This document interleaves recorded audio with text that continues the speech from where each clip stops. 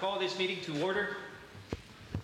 First of all, I want to say welcome to each and everyone that is here today present. This is our regular meeting for the city of Rio Grande City.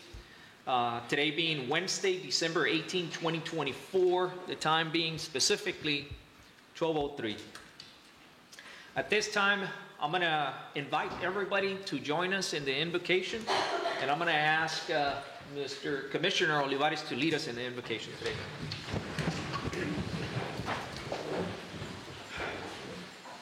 Let us pray. Heavenly Father, we thank you for allowing us to gather here today during this very special time of the year. We ask for a special blessing upon this commission. We ask for a special blessing upon all of our employees. We ask for a special blessing upon all of our residents and citizens of our beautiful town, especially those that may be experiencing hardships, be they physical, emotional, or financial. Please open the door of hope and faith to them so they too can experience the wonder of this wonderful season. We ask these things in thy name. Amen. Amen. Amen. And now, ladies and gentlemen, if you can join me on the Pledge of Allegiance. To pledge allegiance to the flag of the United States of America and to the republic for which it stands, one nation, under God, indivisible, with liberty and justice for all. Now to the Texas flag, please. Honor the Texas flag. I pledge allegiance to thee, Texas, one state, under God, one and indivisible.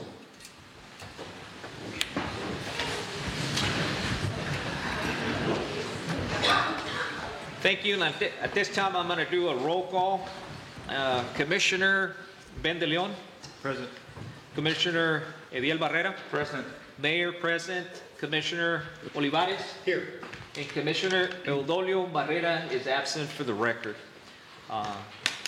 Be as it may, we have a quorum.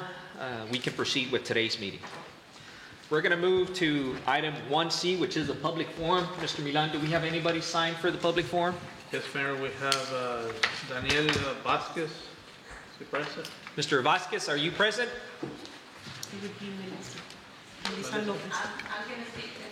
On his behalf? Well, welcome. Come on over, man. Thank you. Good afternoon, Mayor and Commissioners. My name is Melissa Lopez. I'm here on behalf of the Rio Grande City Pony League, which is the baseball and softball league. Yes, ma'am. We are a group of volunteers who are here to ask. We've never done this before about coming to the public. We've always worked with the previous commission where we've spoken to the commissioners that were here before and the director from Parks and Rec. Yes, ma'am. What we would do is we would get together and kind of like ask to rent or borrow the fields at the municipal park. Yes, ma'am. So the kids could play baseball and softball. Basically what this consists of is that we start registration in January, where we register the kids, and it gives us about 2 months so we can put the kids on teams and on get volunteer coaches so they can help out with the league. And we usually start playing in March of this, the baseball season, the league. Ma'am. So we just came here to ask to see what we need to do so we can start working together so we can go ahead and start our registrations for the league for the kids.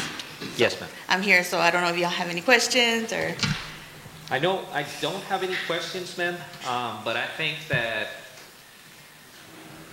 the one that's very familiar with this subject matter is Commissioner Barrera. He's not here today, and obviously our Director of Parks and Recs. Okay. He is here. If you want to talk to him after the meeting, you're more than welcome. Perfect. And then we can revisit and see what are because I know that the city has some plans for the league. Okay. I don't know specifically all the details as to how they're going to administer that, but All right. I know for a fact that they were discussing some of those issues, but we can definitely address it after the meeting. Perfect. Okay? That's what we're Thank you so much, ma'am, Thank and you. welcome for being Thank here. you. Thank you. Thank you.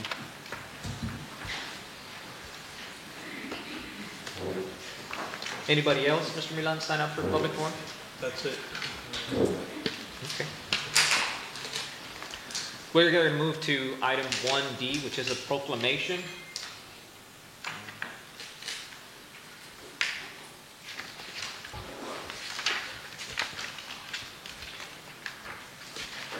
I'm going to go ahead and read this proclamation that's pending for today. Proclamation of 8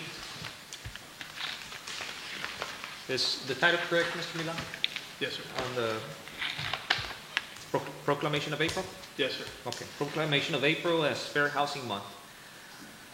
Whereas Title 8 of the Civil Rights Act of 1968, as amended, prohibits discrimination in housing and declares it a national policy to provide within constitutional limits for fair housing in the United States, and whereas the principle of fair housing is not only national law and national policy, but a fundamental human concept and entitlement for all Americans, and whereas the National Fair Housing Law during the month of April provides an opportunity for all Americans to recognize that complete success in the goal of equal housing opportunity can only be accomplished with the help and cooperation of all Americans.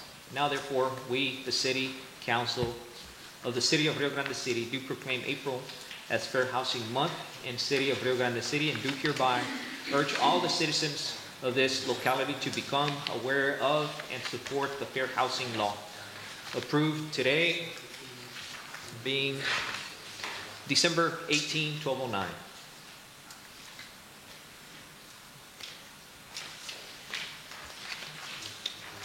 We have another item 1E, proclamation. Are we going to go forward with that proclamation for today? We're going to postpone it to January when the kids can be here. Okay. This was a proclamation for the mariachi program, but I believe that there was some miscommunication, and I don't think there's any representatives of the mariachi program today. So we're going to wait until we have some representatives.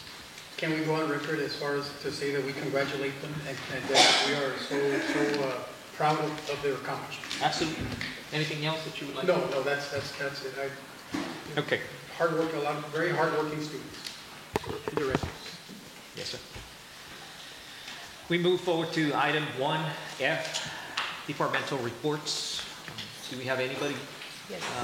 providing a Mr. Mayor, we report got there? all the departments reporting on the Okay. things that are happening in town. Yes. One of the reasons that I wanted to have the reports from other directors is that the commission can be well informed as to everything that's been going on with the city for the past 12 months, and obviously to inform the public as to all the progress that we have made, the projects that we have undergoing, and to provide an assessment of what the year has done for us. So who's going to be the first one providing? The police department, Mayor. Okay. Mayor, Commission, good afternoon. On the PD side, I just wanted to inform you guys, today from 6 to 8 will be our annual toy drive at the Basilio Park. Hopefully everyone can join us. It is a drive-through event. We just finished getting 15 of our officers certified for SFSTs and intoxilizer operators. So as of today, 15 of our patrol officers are now eligible to give out DWIs if they come across any.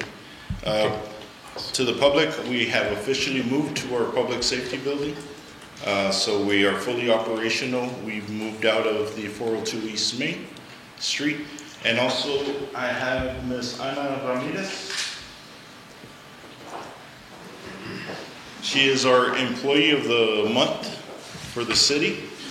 Anna's a big key to our department. She's the... It's a total surprise to her. Yeah, I told her she was going to speak about our toy drive. Speaking of toy drive, she's the one that coordinates all our events for the department, whether it's National Night Out, Shop with the Cop, Coffee with the Cop. Yes. So, well deserved.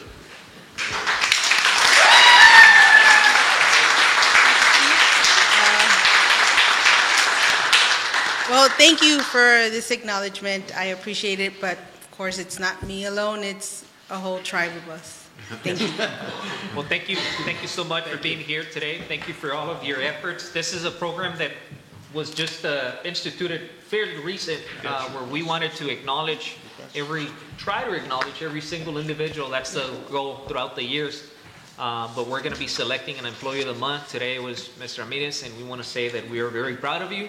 We're very thankful for all the work that you have done, and we're glad that you are part of this family. So let me go congratulate you.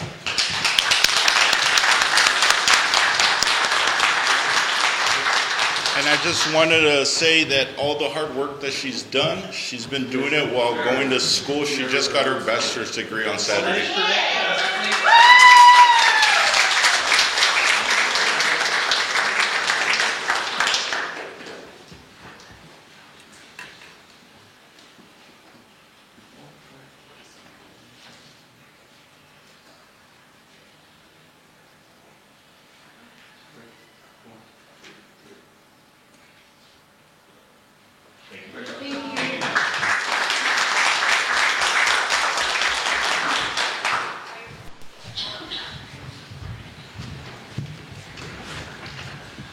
Thank you, Chief.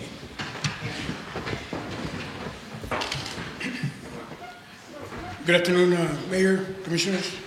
I'd just like to point out that our calls for the end of the month of November total up to around 93 calls in total. Our guys do basically 24/7. We also recently moved into the public safety building ourselves, and we're fully staffed as far as running the department. And also, in another note, this past weekend we took part in the Toys for Kids event. We collected over 2,300 on Field Boot by in front of Burger King. So we ended up participating in that way. So that's it. Thank you so much. Thank you. Thank you, sir. Thank you, Chief.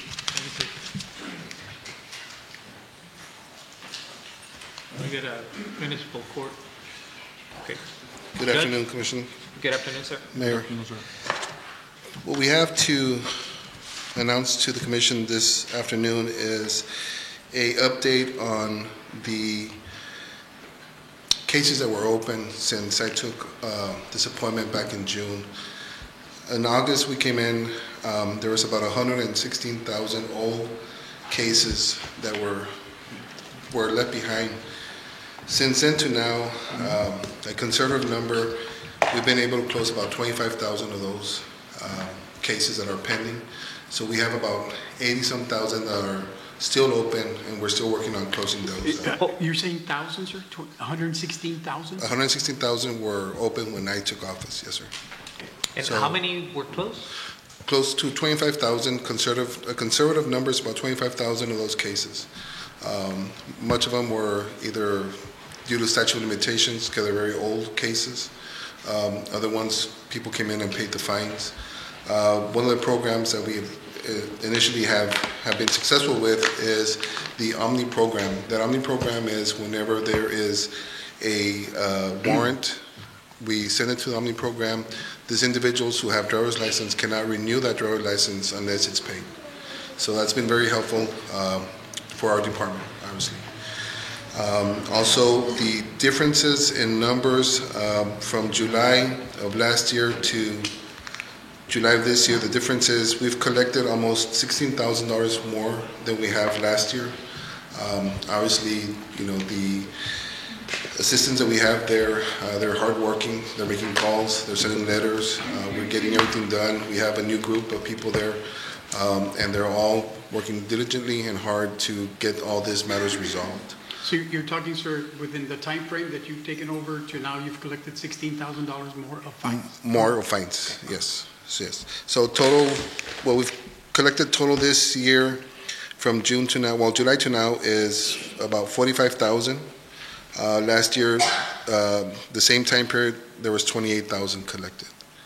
So it's a big difference. Everybody's working hard, getting these numbers up.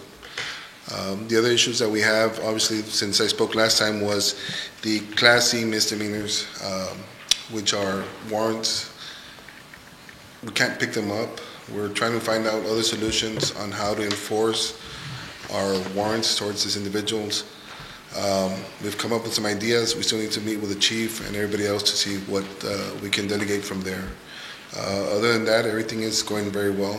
We had night court in November.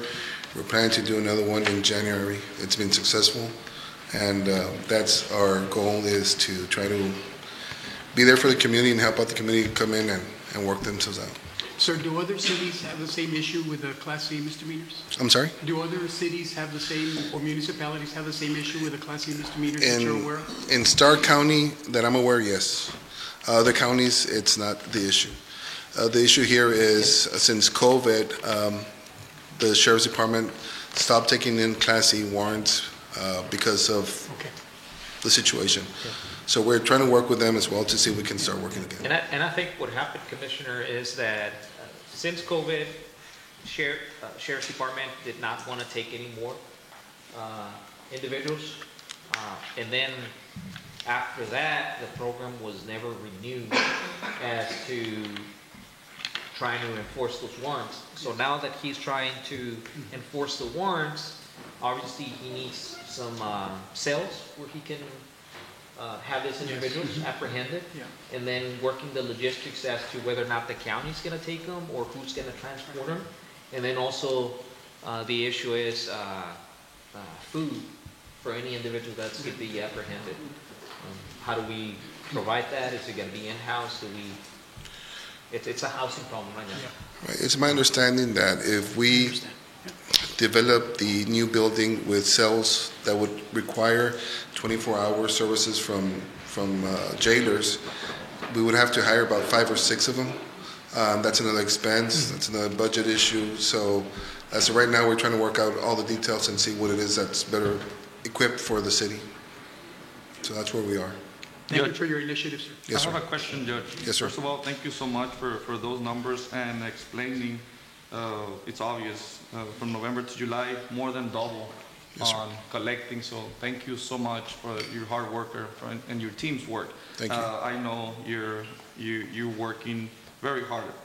And my question is, from those 116,000 cases, that's I thought it was you had a mistake, but no, there's 116,000. Yes. Okay. Now, from those, the oldest case is like for how long has it been there? Like. My understanding is from either 2002 or 2004. Oh, whenever. so you're talking about 20 years there. Okay. And I remember the first time you gave your report that you had an idea and maybe just get rid of those that maybe, I don't know if they have an expiration date, or how can we just lower that? I know you already closed 16,000 in just these few months, but how can we just start just getting and starting fresh like you had mentioned before?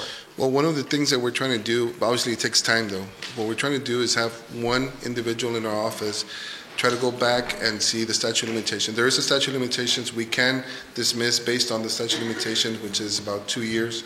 If those citations are paid within 2 years, and there's no warrants, then we can dismiss. Now, whenever there's warrants or in the OMNU program, then those can't be dismissed until those are paid for. Okay, but your goal is to go and see each and every one of them and see, Yes. Either you expire them or you fix them. Yes, our goal for the next year, God willing, is try to see if we can close as many old files as we can, and as much files that we get each month, try to close those out within that month.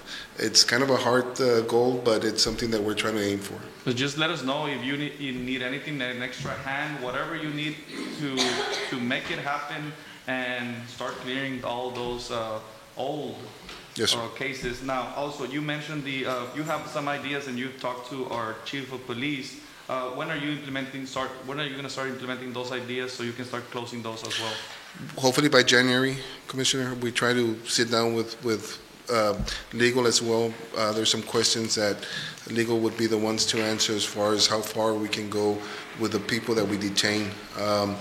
One of the things that they used to do in the past, which is something that they came up to me, was whenever they're stopped and they have a Class C warrant, is to not let them go until they pay their citation. But that still takes manpower. That still takes a lot of time from everybody, resources. So we're trying to see if maybe in the near future the city might work on just a warrant department officers, which can go door to door knocking and see if we can resolve some of those issues as well. Thank you, sir. Yes, sir. Thank you all. Oh, we got the Public Works Department. Good afternoon, Mayor, Good afternoon, City sir. Council, Mr. Milan. My report is on your package, and if you have any questions for me, and our highlights are for this month, it's striping on Trophy Street, as you can see, and Roque Guerra, and a little piece at Pope Drive. I don't know if you have any questions for me. Our brush route is on schedule. So we're doing good. We're working on drainage right now, cleaning up drainage.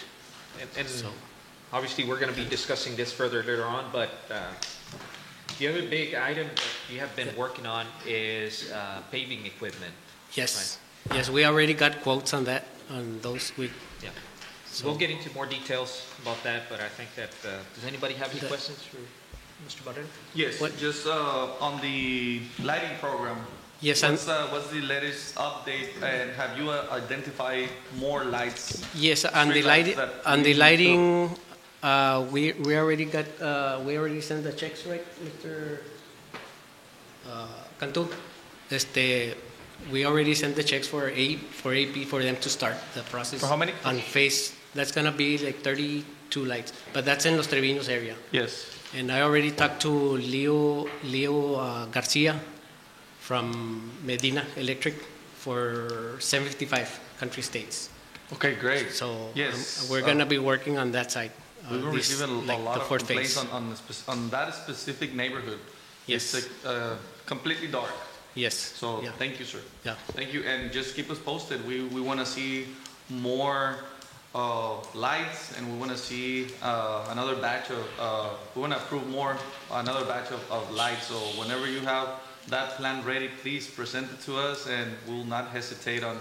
Our goal is to light up this city as soon as possible. Yes, I will keep on talking to Leo Garcia with Medina Electric. So it's going to be another. For your effort to light the Christmas decorations. I don't think I've seen the town this light lit up this way in a long time. Yes, well, we finished that and the parade, and it looked it looks pretty, very nice, pretty very awesome. festive. So Yes, sir. Thank you so much, Mr. Barrera. Thank you. thank you. I'd like to highlight that some of these areas, Los Treviños and the 755 country states, have never had any street lighting before. So the community is going to love it. It's the first time ever in some of these streets, especially in the older areas, that are going to have illumination. Yes, security is the priority. Yes. So, Good afternoon, Mayor and Commissioners. good afternoon, sir. The Planning Department has some information for you guys. We actually did a certificate of occupancy for the IHOP on Friday. We also did a certificate of completion for the Ross Department Store for all the exterior walls. And to give you an update, the McDonald's already poured their concrete and they're already in the framing stages. Also, DHR is doing their wall system. Again, I got some information. As of yesterday, we received a certificate of appreciation from the Texas Department of Health Services, because we're in a program with them to collect once a month for 6 months. We do a study for mosquitoes, and hopefully no mosquito-borne diseases. Mosquitoes. We captured mosquitoes. The Planning Department and the Vector Control, we capture them, and we send them to Austin, and they do a study if there's any mosquito-borne diseases. Thank you. Thank you so much, sir. Thank you. Thank you, sir.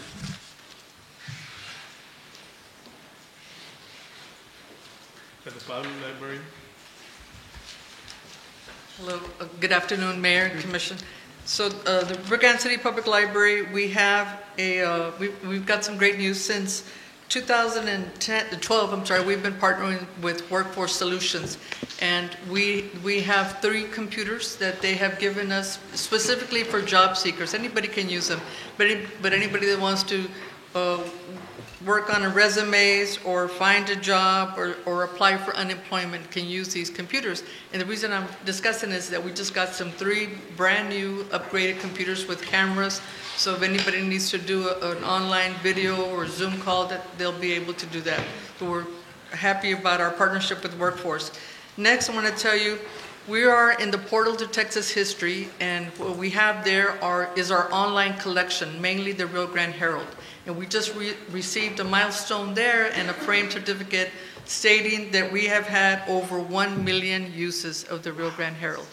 And what they tell me, of the 1,889 items that we have, each item has been viewed at least over 600 times. How cool is that? And we're going to be working with the Starr County Town Crier and get them connected to the Rio Grande City Public Library's portal. The next I have is we just received, we are in the process of doing the final little touches of a $10,000 grant for art-based education. So we'll be working from January to May, and this will be dealing with art, music, dance, and theater. So starting in January, we'll be working on that. and hopefully have a couple of showcases. We want to do or Dia del Niño this year. We would like to do it at the KC Hall. I'll be negotiating with them and have it all indoors and feature some of these things that we've done with the kids. Thank you. Ms. Norma, I have a question. Yes. For this Christmas break, I know the school district has 3 weeks.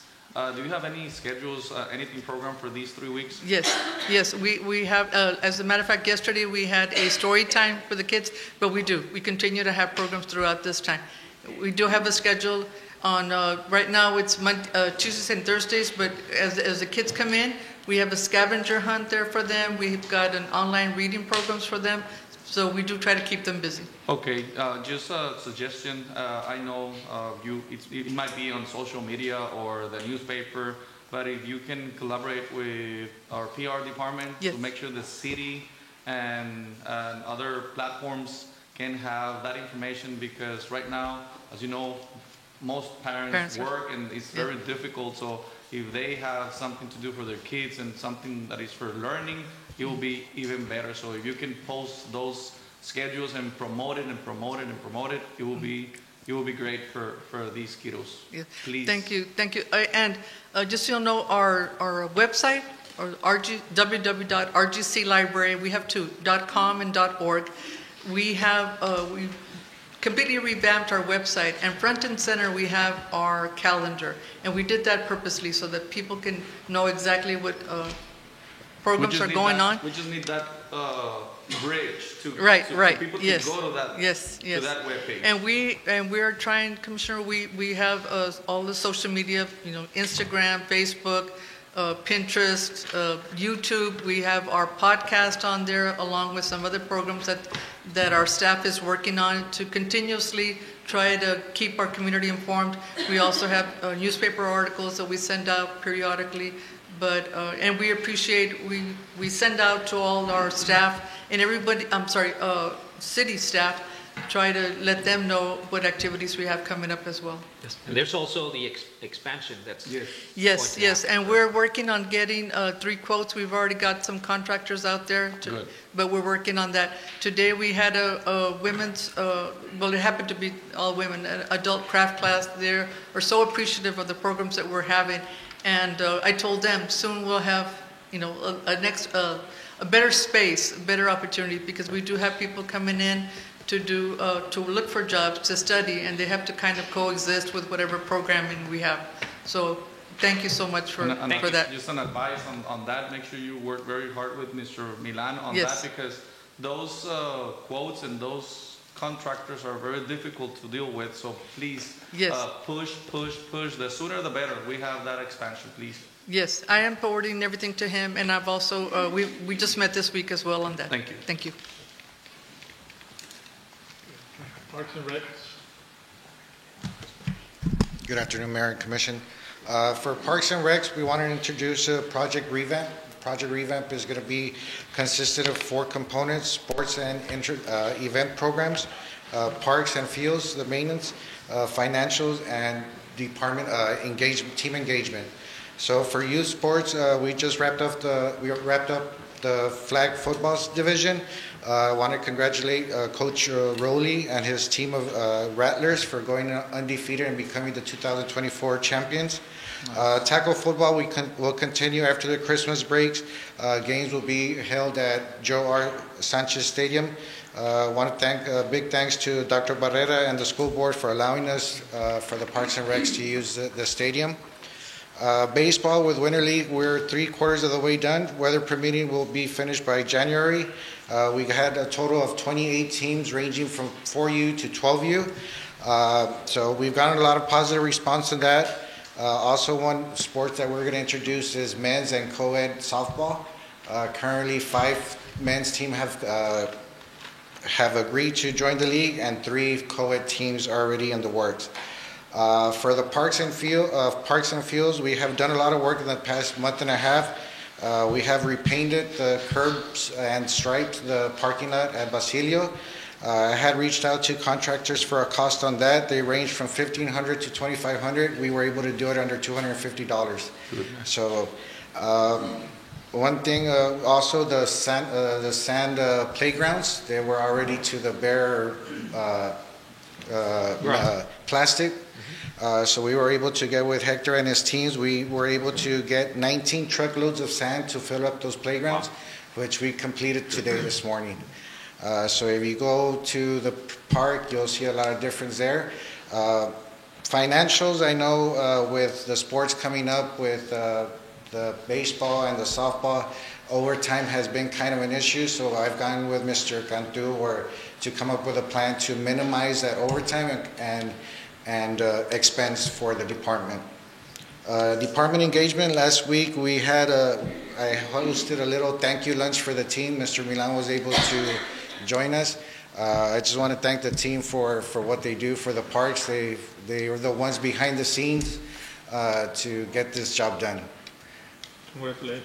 Thank you, sir. And we have something for you guys. Sara's going to help me pass out something for you guys. Thank you. Mr. Treviño, I have a question for you. Yes, sir. Ever since you started as a director of this program, on the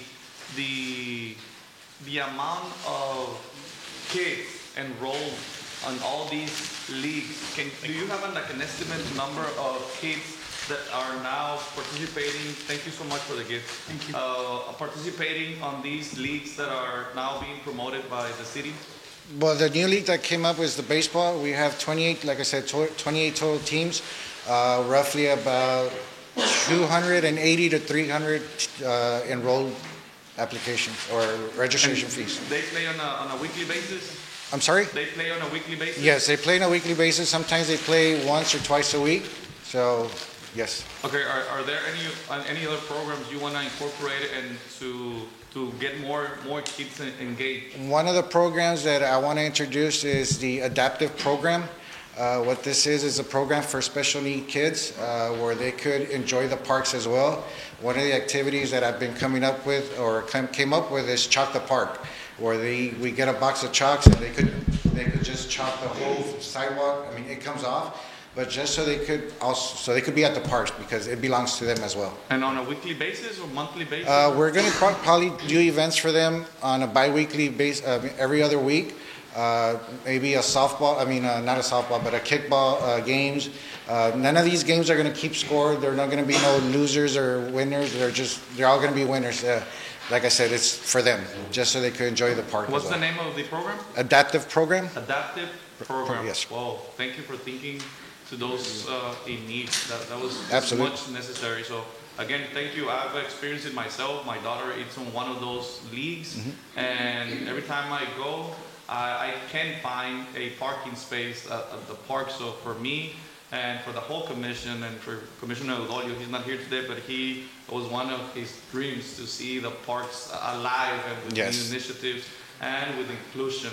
Thank you for including all those kids with special needs, and you'll see, maybe if you do it bi-weekly, it will be great, and maybe they deserve more. Maybe they deserve every week or twice a week. Absolutely. So for whatever you need on that, and again, thank you also for thinking on the expenses that may have. I know the hours are a lot of hours that your team is putting, and I've seen the results. So just let us know if you might need maybe one or two more assistants, and maybe they can work part-time. Whatever, you come up with a plan, present it, and then Mr. Milan will put it in writing, and then we can discuss it here, we can approve it. But again, I'm impressed with the Parks and Recs, and I'm grateful. Thank you so much from Appreciate it. Thank you.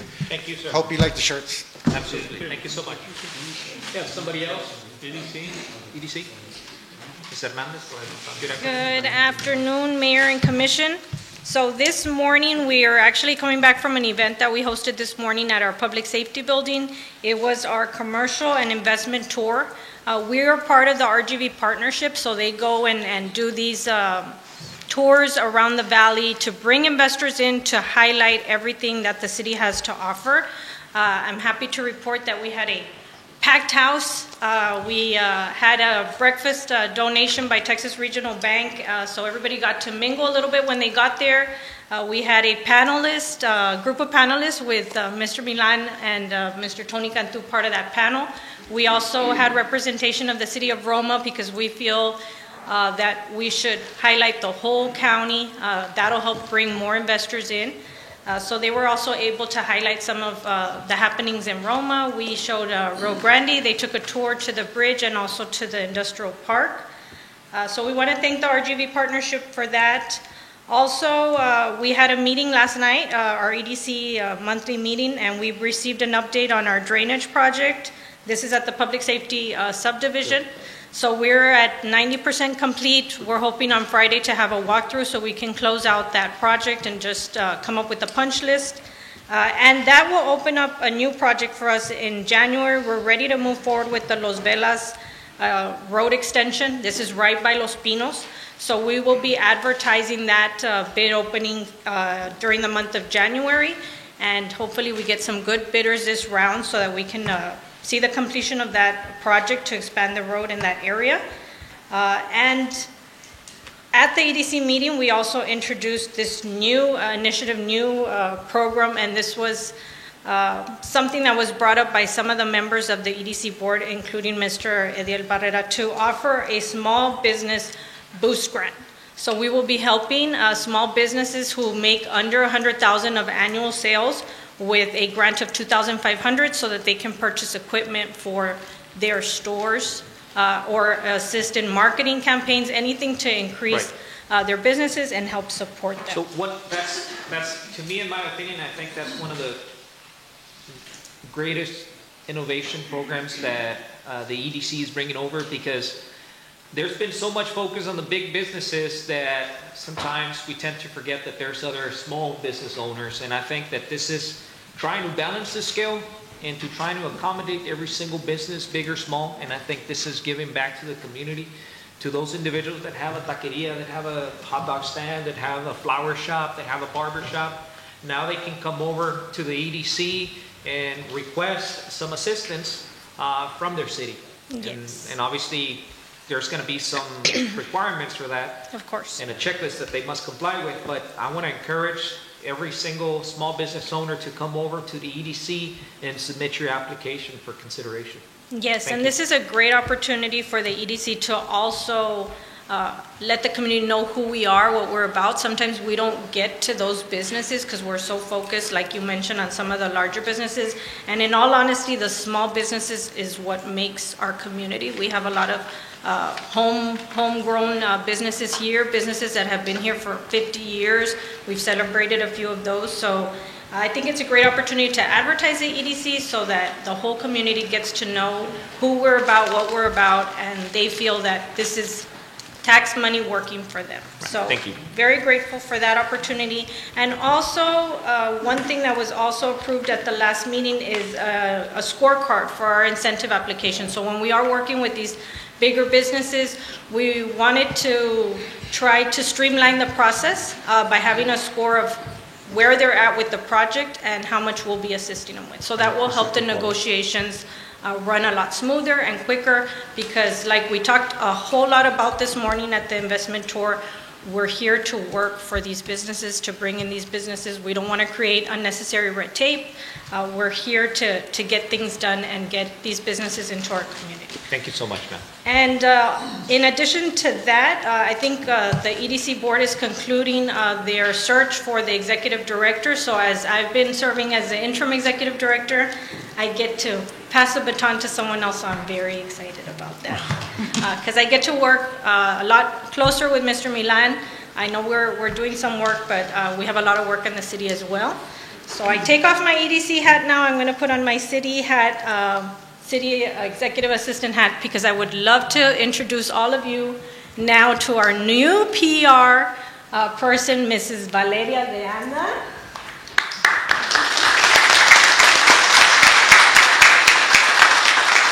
She started with us on the busiest week of holiday week for the city, and I told her, take off those heels, make sure you bring extra shoes, because we're going to run. So I'll let her say a few words. Thank you. So, thank you very much, Mrs. Hernandez. I'm very grateful to be part of such an amazing city and community. I know you guys can't see because it's just this section, but the house is full. So this just highlights how involved the community is and how much easier you guys will be making this position for me, because we'll have lots of community input and community helps. So thank you so much. I also want to let you all know that this stream of information is not just going to be from the city to the citizens. I also want it to be a two-way street communication. I want the citizens to give us input. So if you all see me at the events or anything, please come up and let me know what you want to hear, what you want to see more of. So thank you so much and have a great day. Thank you. And something important I want to report on is this week we had this great opportunity to meet with the school district. So Mr. Milan and myself met with the new superintendent, Mrs. Garza, and the president of the school board, Dr. Barrera.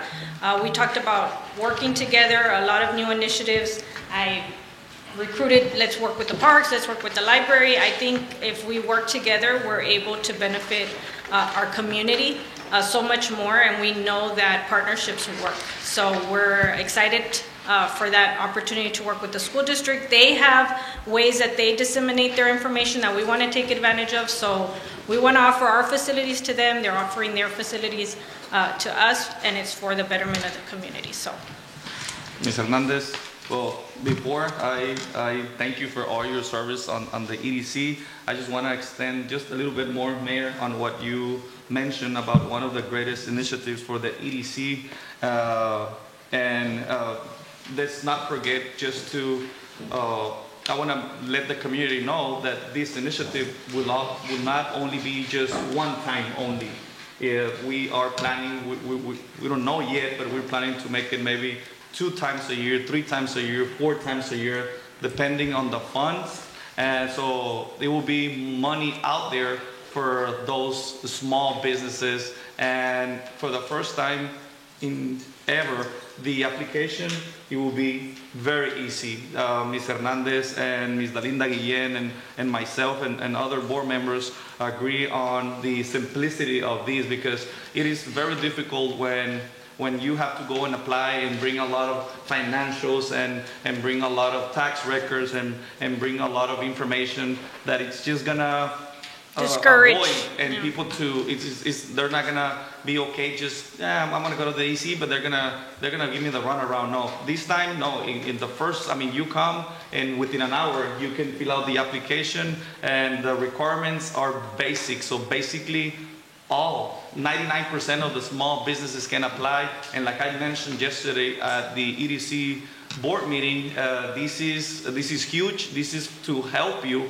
Even bigger companies will, I mean, who says no to $2,500 that they're gonna give you for a computer or a printer or a big sign outside your business or for an advertisement campaign? So for us, it was, we wanted to show the difference. We wanted to show that this is a new era. Our independent leadership skills want to give back to those who really need it. So those $2,500 will be available. Like we mentioned, maybe as first come, first serve. Maybe some of them will not qualify, but I can assure you that the majority will qualify. So community of Rio Grande, please feel and rest assured that this EDC as well is going to be helping you, is going to be working with you, and we just want to give back to the community what you have done for these cities. So we're just grateful, and hopefully we can pass that we can give those incentives 4 times a year. So imagine that will be $100,000 that we can give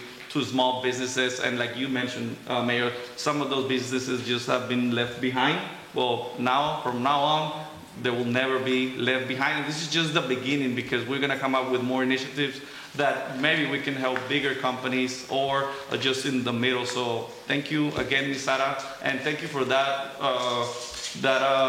questionnaire that you came up with Ms. Dalinda. it is exceptional. It is very simple to follow, and you can measure and you can get a score for that company that is asking for some help from the EDC, and we can take the decision right away. That was one of the initiatives, right, Ms. Sara? That's that we correct. just wanted to expedite the service. And we have talked to you, and that was one of the advice that the mayor told us, hey, we are here to help. And to So- work fast, Yes, because I so think we work were fast. meeting and you all only get to meet once a month, and of course we have special meetings, so we want to maximize the time that we have by pushing these projects forward as Yes. opposed to, let's bring it back and fix it. And so I think these are ways to So come and streamline apply.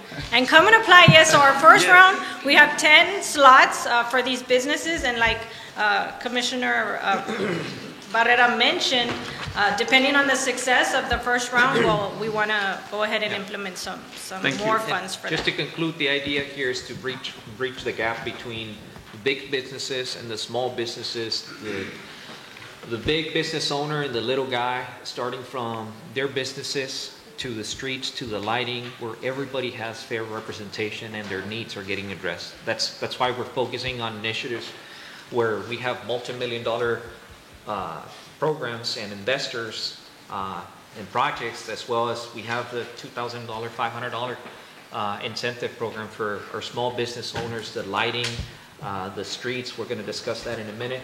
But the idea is that everybody has a fair shot, everybody feels represented, and everybody feels that they're being taken into account. So thank you so much. Yes, so it's taxpayers' money at work. Yes, Thank you. perfectly said. Thank you.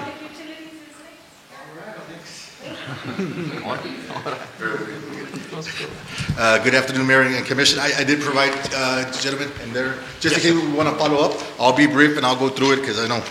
I want to start off, I just want to give you an update on the projects that we have coming up and that are pending. I'm going to start off with we had our pre-bidding conference held on January 11th. That's for our sewer expansion project with Meldon and Hunt. We had 2 contractors that showed up for the bidding process, for the pre-bidding process, and we're going to have the bid opening scheduled for January 16th at 2 p.m. here on Chambers. Was that for 2025? Yes, sir. Okay. That's for the sewer expansion over there behind the main sewer expansion project. It is, so I'm assuming this is a typo? Oh, I'm sorry, sir. Yes, sir. It is a typo. You got me there. Yeah. Thank you, sir. On the next project, the updated will be on the sewer project for Lopez Street and Monroe Street. There are just a preliminary, I met with the Rio Delta, we got the preliminary costs. That's for to provide sewer for additional 30 new connections and to reconnect 11 reconnections for that project. And the next update will be our pilot program meter, which we're going to officially start tomorrow. We're going to kick off the 150 meters tomorrow. We're going to start on the south right here, the 3 neighborhoods in the back. We're going to work from the south all the way to north, 150 meters. It should take about 3 to 5 days turnkey to install them and everything. So that's actually the flyer that we're going to be posting, and we're hand delivering those flyers to the residents so they can know they might have their water interrupted for about 20 to 30, 40 minutes just in case. And the next one will be just an update on our water plant, our new AC. It's already up. We're just pending to be connected. We're about 95% almost to be installed, everything. And the last one is just a snapshot comparison on the sewer and water. That's for October or November, our new fiscal year. And that's how much we built, 142,000 or more revenue we built in the last 2 months. That's more, that's additional. Yes, from 23, from the year before, yes.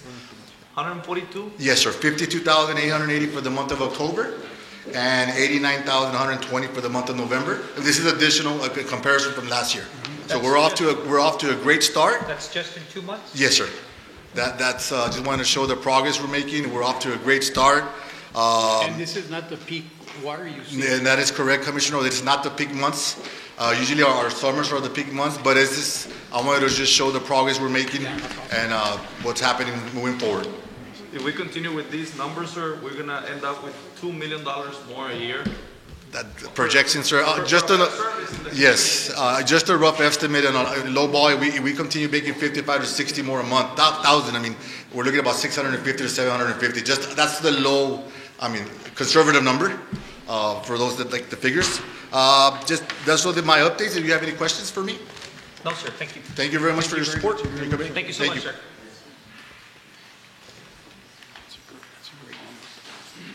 You got personnel department. Good afternoon, Mayor, Commission. Good afternoon, ma'am. Good afternoon. Before you, you have the report in your packet or in your iPad, but I would like to take the opportunity to really congratulate the 19 employees that have reached their longevity milestone. It takes a lot of dedication to the city to be able to reach either 5, 10, 15, 20, 25 years of service to the city. And on another note as well, to thank the commission for the extra ERP Christmas checks for the city. That was really huge for all employees as well. Yes, ma'am. If you have any questions in reference to my department doesn't have all the Right. bells and whistles, and mine is a little bit more conservative. No. I like to highlight that with some of the monies that we're saving on extra expenditures we used to have, that money was being able to allocate it for bonuses for city employees. Good job. Thank you. Yeah. Thank you so much. Thank you for everybody that participated in this. Thank you, Mr. City Manager, for coming up with this program to incentivize and also to thank our employees. And thank you, ma'am, for being here today. Thank you. They deserve. Thank you.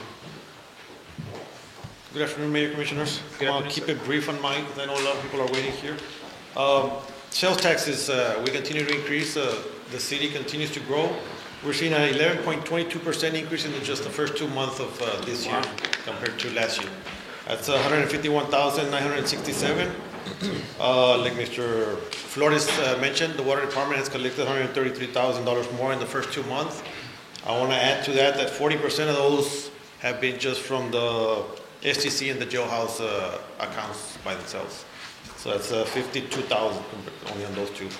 On another note, the S&P Global Rating, the department that's responsible for giving the ratings to cities, municipalities, they elected us as a city that needed to be reviewed for the aid that we had before as a rating.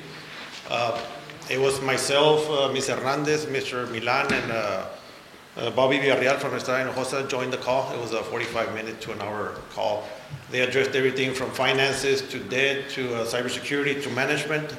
And I just want to announce that the city got upgraded to an A+. Oh, wow. And the city had never seen an A+ before. It was only A. Congratulations. This is the first time. It's the first time.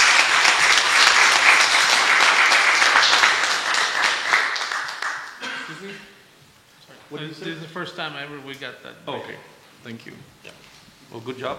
Thank you. Well, congratulations, sir, on taking the initiative. Thank you so much for looking out for the city. We're very grateful. Thank you. Yes. Now we have the museum. The museum. It's Ruby. Good afternoon, Mayor, Commission. Good afternoon. All I can say is it's the most wonderful time of the year, but it's also been a very busy time of the year. I feel like I haven't been able to put my brakes on since before Thanksgiving. We've been working with the float. I've been working very closely with the Parks and Rec department on the float. And then, of course, there was the tree lighting and the parade. And when the queens are there, you see those beautiful young ladies there. Well, I am their point of contact for that. I am blessed to be not in charge of, but I guess the contact person for our Miss Freedom Fest Royal Court and our Miss RGC Royal Court. So I've been doing that as well, and they will be there this evening, as will I, passing out gifts at that wonderful event. So pretty much I am very involved in all of the events that the city has, and I'm very grateful to promote our beautiful, lindo Rio Grande. I love it so much. As far as the museum, I do love the museum. I have an event, hopefully next Monday. I'm going to host an open house, just a little merienda, have some extra hours so people can come in and see the exhibits that we have, enjoy a little bit of hot chocolate, some cookies, and some camaraderie with that. Next month, I do have an event or an exhibit planned for the entire month from the Texas Humanities exhibit program. It is going to be called Citizens at Last. It is how women got the vote here in the state of Texas. I have been interviewed by Take 5 for the museum. I've been interviewed with R.C. Salinas, with a freelance writer from the New York Times, I believe, who's doing a piece on the history of our beautiful city. And I've been contacted by a freelance writer for a newspaper in Zapata who wants to do a piece just on the museum alone. So yeah, pretty busy promoting our beautiful city. Thank you so much. There was also a trip that we all really enjoyed. Oh, the Sip and See was so much fun. Yes. And I was the recipient of a beautiful, delicious, because we already had it, delicious bottle of wine. So thank you very, very much for that. Thank you, gentlemen. Can you explain just a little bit so the community know what you and your team and the rest of the others prepare, and what we enjoyed and where we went and how long did it take? The Sip and See is a beautiful initiative by our Main Street and, of course, EDC. And it involves our excellent trolley tour guide, Miss Aminta Reina, who knows the history. I call us Lucy and Ethel. She's the history and I'm the comedy relief, right? But we start at the historic Tijerina complex. We board our beautiful Bessie. And by the way, our trolley, Bessie 3, is the only trolley in all of South Texas. Well, San Antonio does have, but as far as other areas, we are the only one that provides not only trolley tours. So our normal trolley tour is through the historic streets of our beautiful downtown, and also at Fort Ringgold, and there was a trolley tour yesterday. They also tour the Lee House, and the Kelsey Bass Museum is the last stop. But the event that you're referencing was last Thursday. We boarded the trolley. Aminta gave the beautiful history of some of the locations that we passed. We stopped at Dos Rios Winery, which is our very own winery here in Rio Grande City. They served beautiful. They have red wines, white wines. We not toured the vineyards, but saw the beautiful vineyards, the beautiful territory that they have out there. The landscape was just gorgeous. They gave us the reasoning behind the name of those rios, the Rio Grande, and I believe it was the San Juan River is what they said. And then explained to us the process of the winemaking and the different types of grapes. And this wasn't just something fly-by-night that happened. This was years and years of research and development on their part. And right here in our beautiful Rio Grande City. So if you have not been to the winery, they are booked. Now they're getting more and more. They're getting more and more word out. And so, but you can call them. They are open Thursday, Friday, Saturday, and Sunday. And they are also open for private events as well. So, Ms. Rubio, thank you. Thank you very much. You all have a Merry Christmas. Thank you. Thank you, ma'am. Thank you. Last but not least, we have the Main Street program.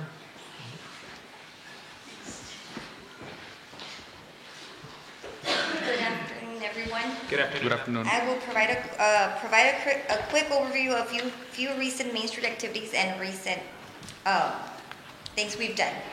We had a small business Saturday the last weekend of November, where I went out and distributed promotional items to businesses downtown. I attended the RGC Business Breakfast Club. This was a mini workshop that brought small business owners together. We removed all the pumpkins and fall decorations at the old fire station and replaced these with some Christmas props. The Main Street Advisory Board and myself decorated the Christmas tree at the kiosco in preparation for the lighting of the Christmas tree. And of course, we had a great turnout in that event. We participated in the Christmas parade. We also had a first-time indoor Christmas market. I will organize and coordinate our next spring downtown market soon as well. Last week, we had our 10th annual Carols on Main, and we had La Union Elementary cheer team participate in this event, and they made several stops at some Main Street businesses. Of course, like Miss Kathy just mentioned, we had our second Sip and See trolley tour last week, and that went very well. Moving forward, we have the Winter Texan Expo coming up this January 21st and 22nd, which we will be attending. And that's pretty much been everything for this past month. Okay. Where is that program that you mentioned, the expo? The expo, this takes place at the McAllen Convention Center, and it's a 2-day event. Okay. Any questions? Well, thank you so much. Thank you. Thank you. That should conclude departmental reports. That's gonna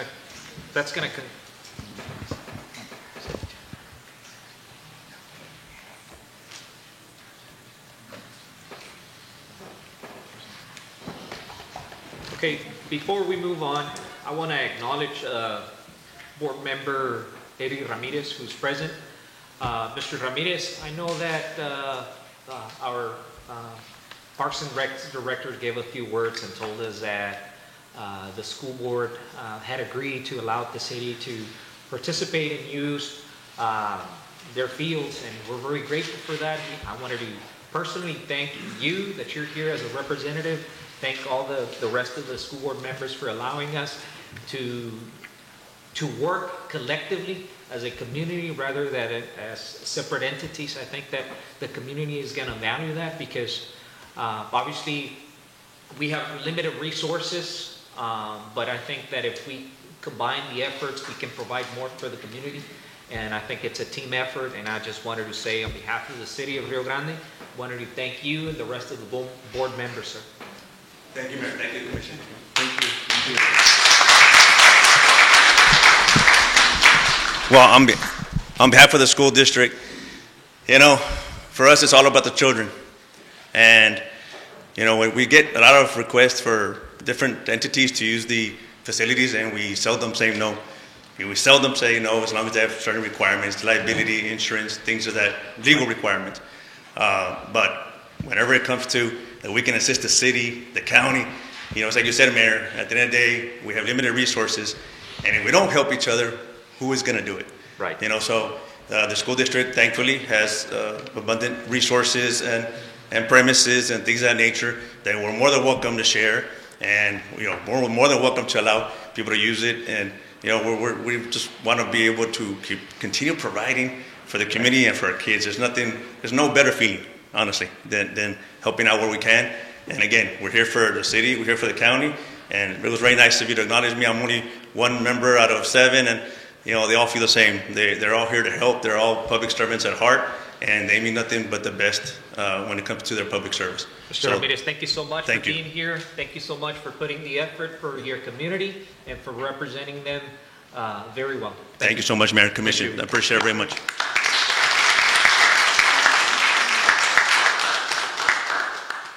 Moving forward to item 2, the consent agenda, 2A, approval of minutes from previous meetings,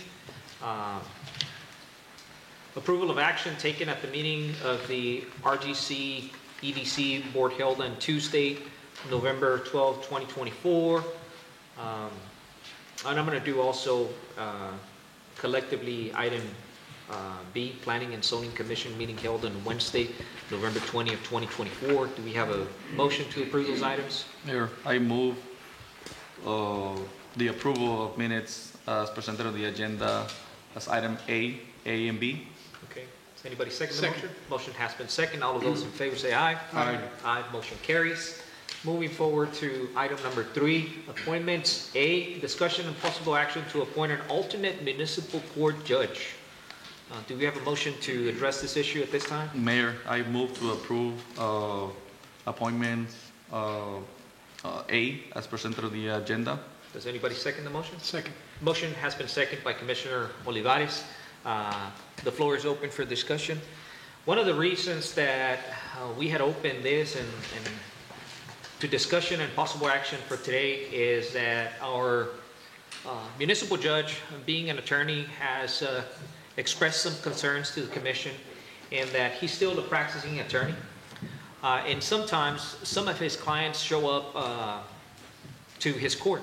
Obviously, being that a lot of those individuals are his clients, he can't prosecute them or he can't judge them because they're technically his clients. We had been in communication with the judge.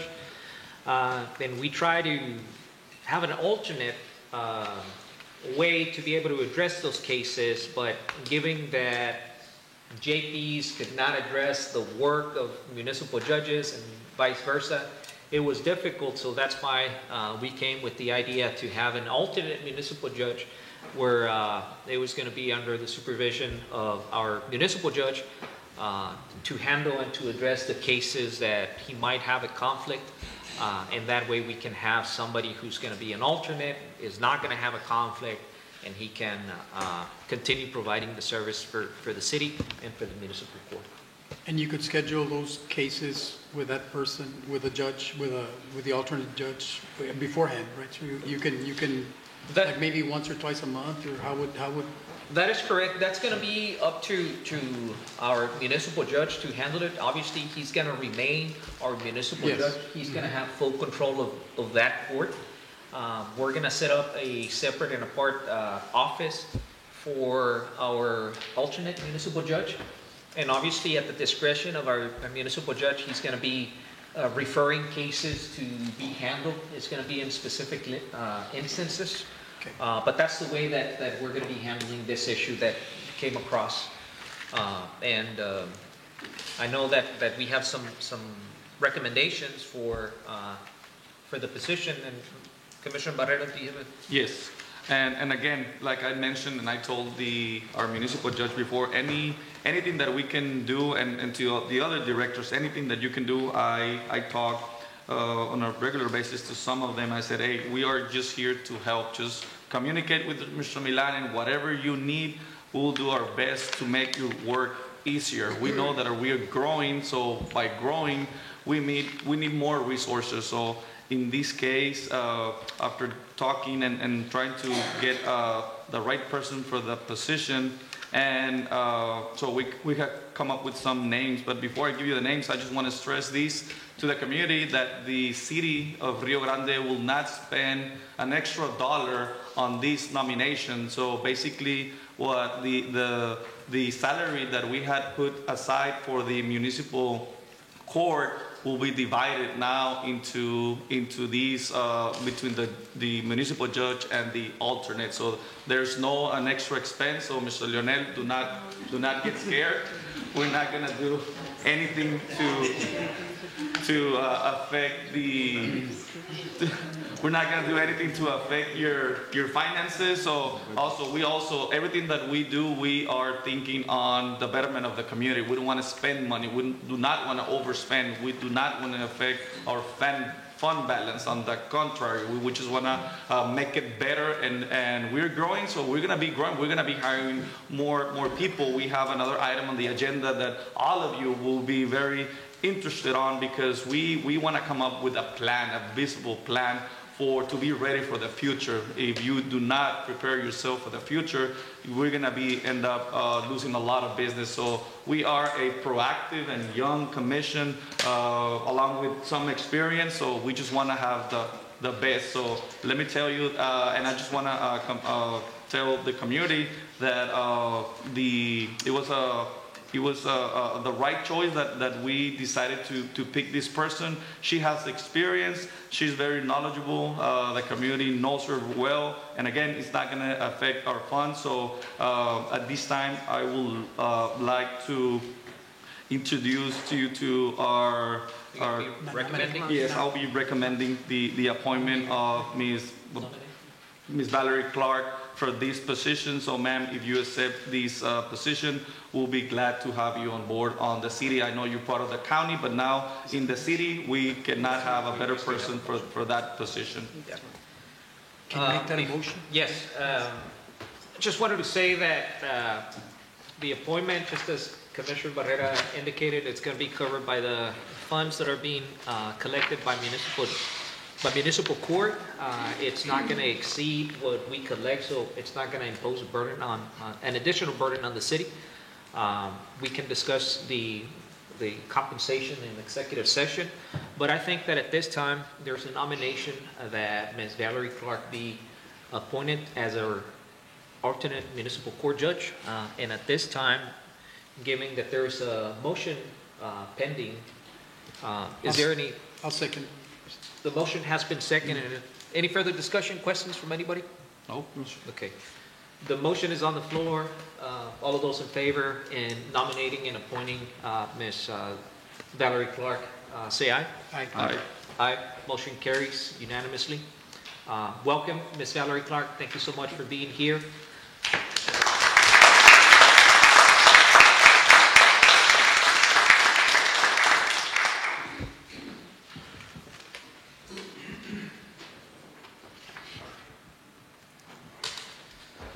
Moving forward to item number 3B, discussion and possible action to remove and appoint members to the Rio Grande City Main Street Advisory Board. Do we have a motion at this time to Mayor. address We need to swear her in. right now or at the very end? Do you want to do it at the end? We can do it right now. Okay. Yeah. Yeah, you know this. Okay. Yeah, sure. All right. Well, first of all, okay, so I think we're moving ahead of ourselves, but let me ask this formally to Ms. Valerie Clark. Would you be willing to accept the appointment and nomination? Yes, thank you very much. Okay. Well, at this time then, let's do the swearing-in ceremony so that she can go on her way.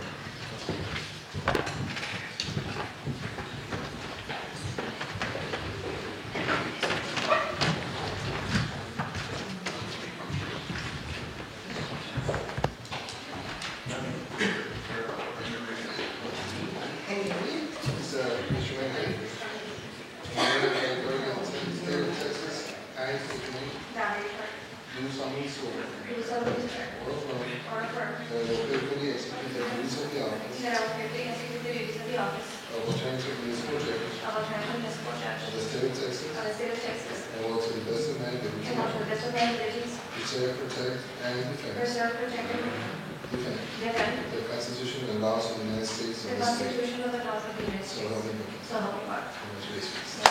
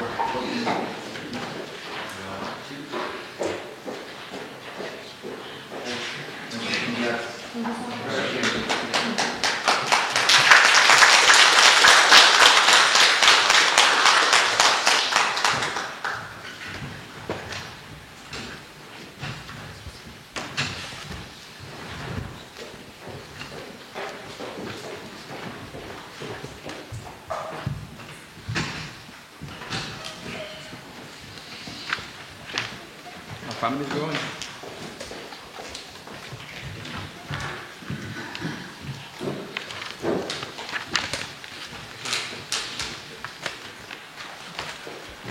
Ms. Garcia, anything else that we need to move forward? No, I just recommend that we take 3B to executive session. 3B to executive? Yes. There one. Okay. Do you need a motion to that effect? Yes, please. I move that we follow legal's advice and take item 3B to executive session. Second? Second. All of those in favor say aye. Aye. Aye. Motion carries. We're going to be addressing item 3B in executive session. 1:16 p.m. I'm sorry? 1:16 p.m. Time being 1:16. Correct.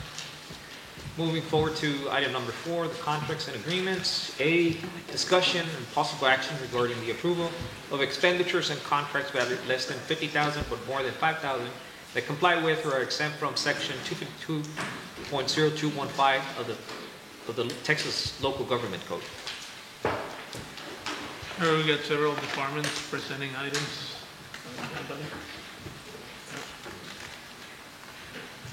Any items over 5,000?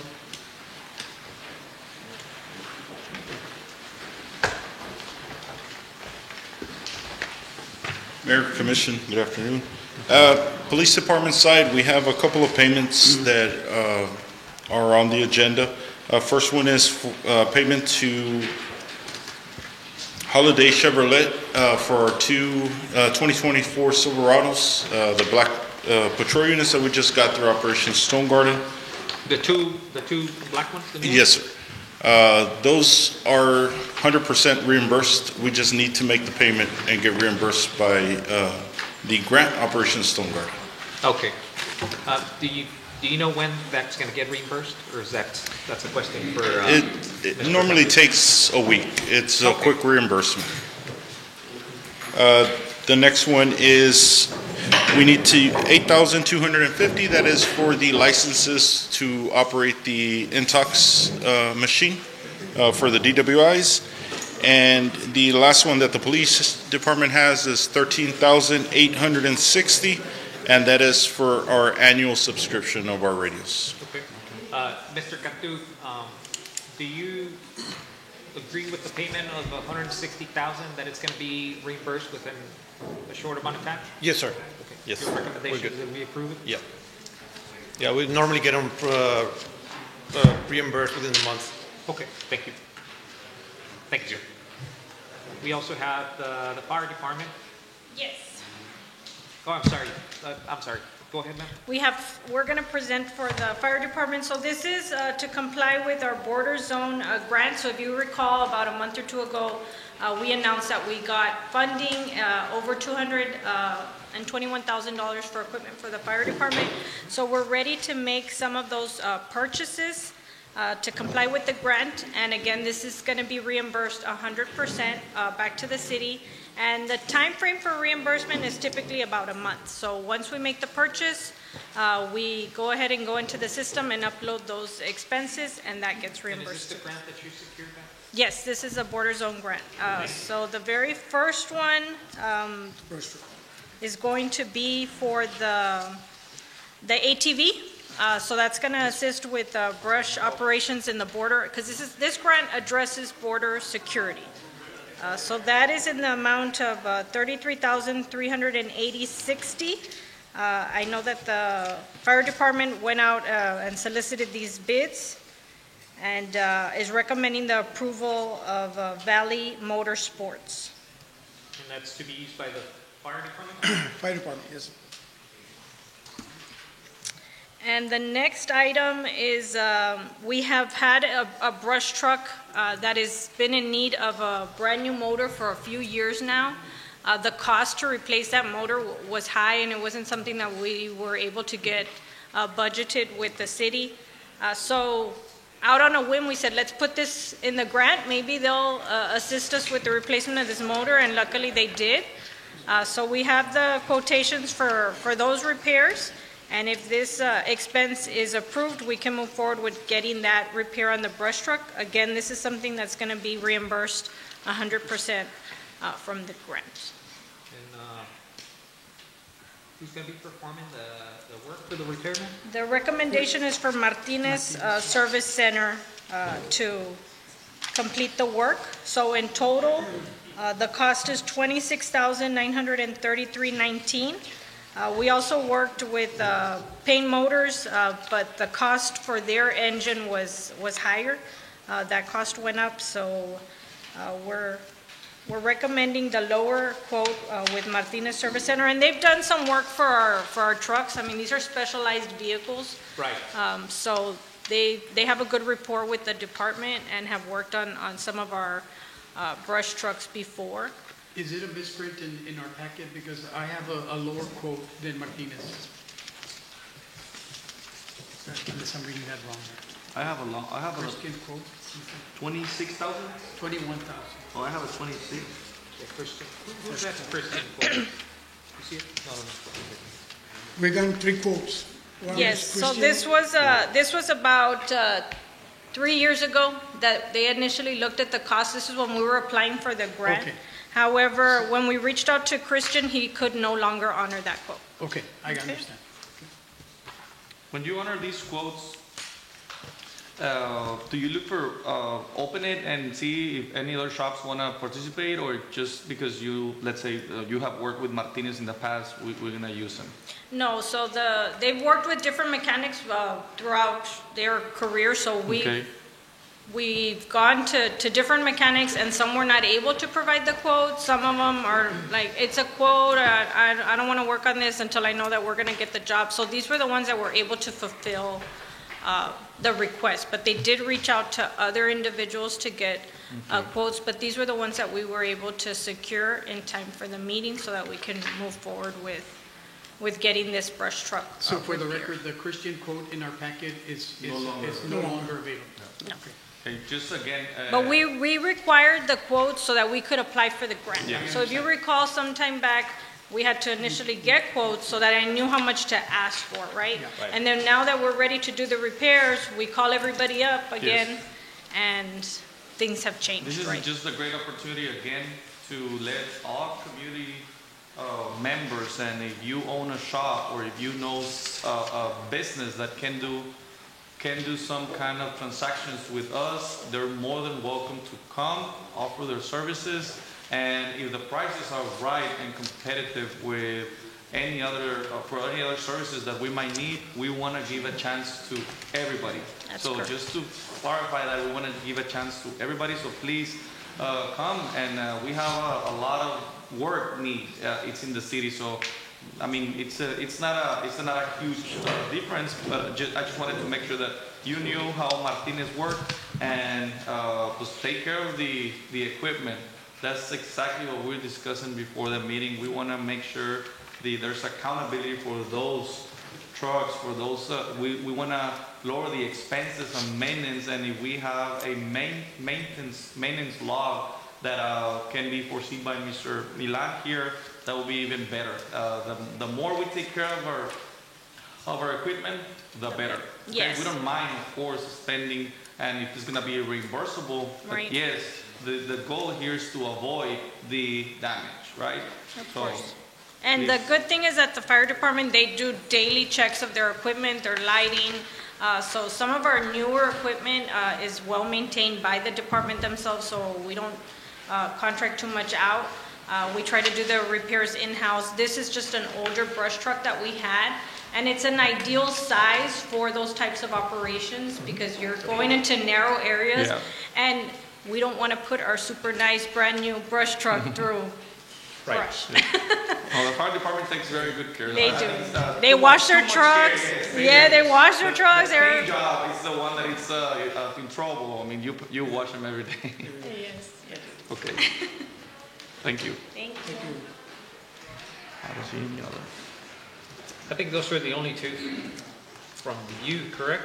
Yes, well, the following, Which one? the next agenda, I think, on the, We have other two, but they're within yeah, on the the, agenda. their item. Okay. Which one? Oh, okay, on the other. Okay. Public utilities then?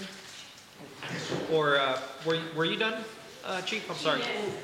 Yes. Okay, all right.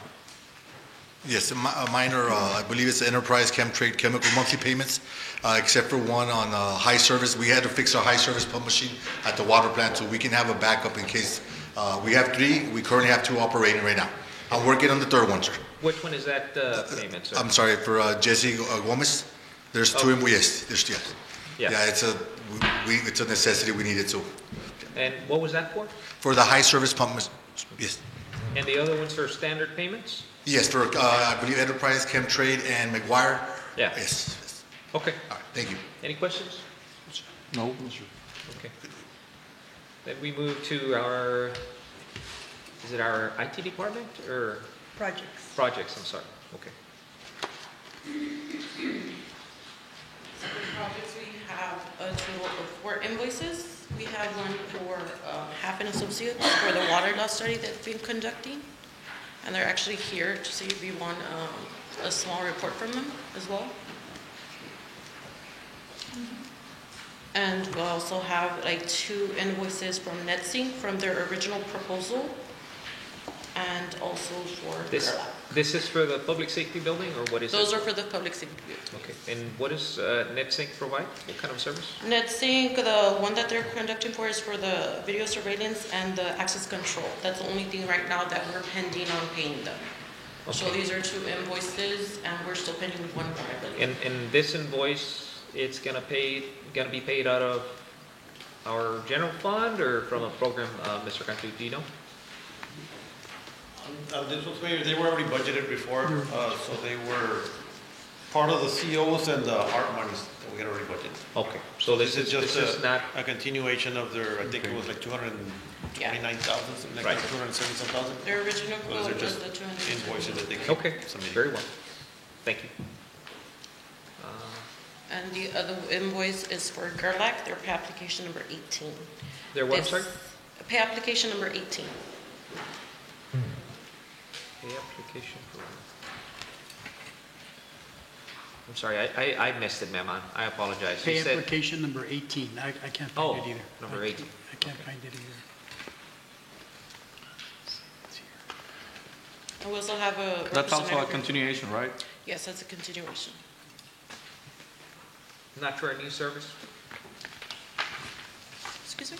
It's not for a new service? No. I think the only one there that's for new service is the one for HAF Associates. Yes. They performed the water loss. The water loss audit, yes. And we're gonna try and see if we can get that reimbursed through the grant that we just closed on the 12th. They had told us they would, but this is the first invoice they submitted, so we're gonna try to get it reimbursed through them. Okay, and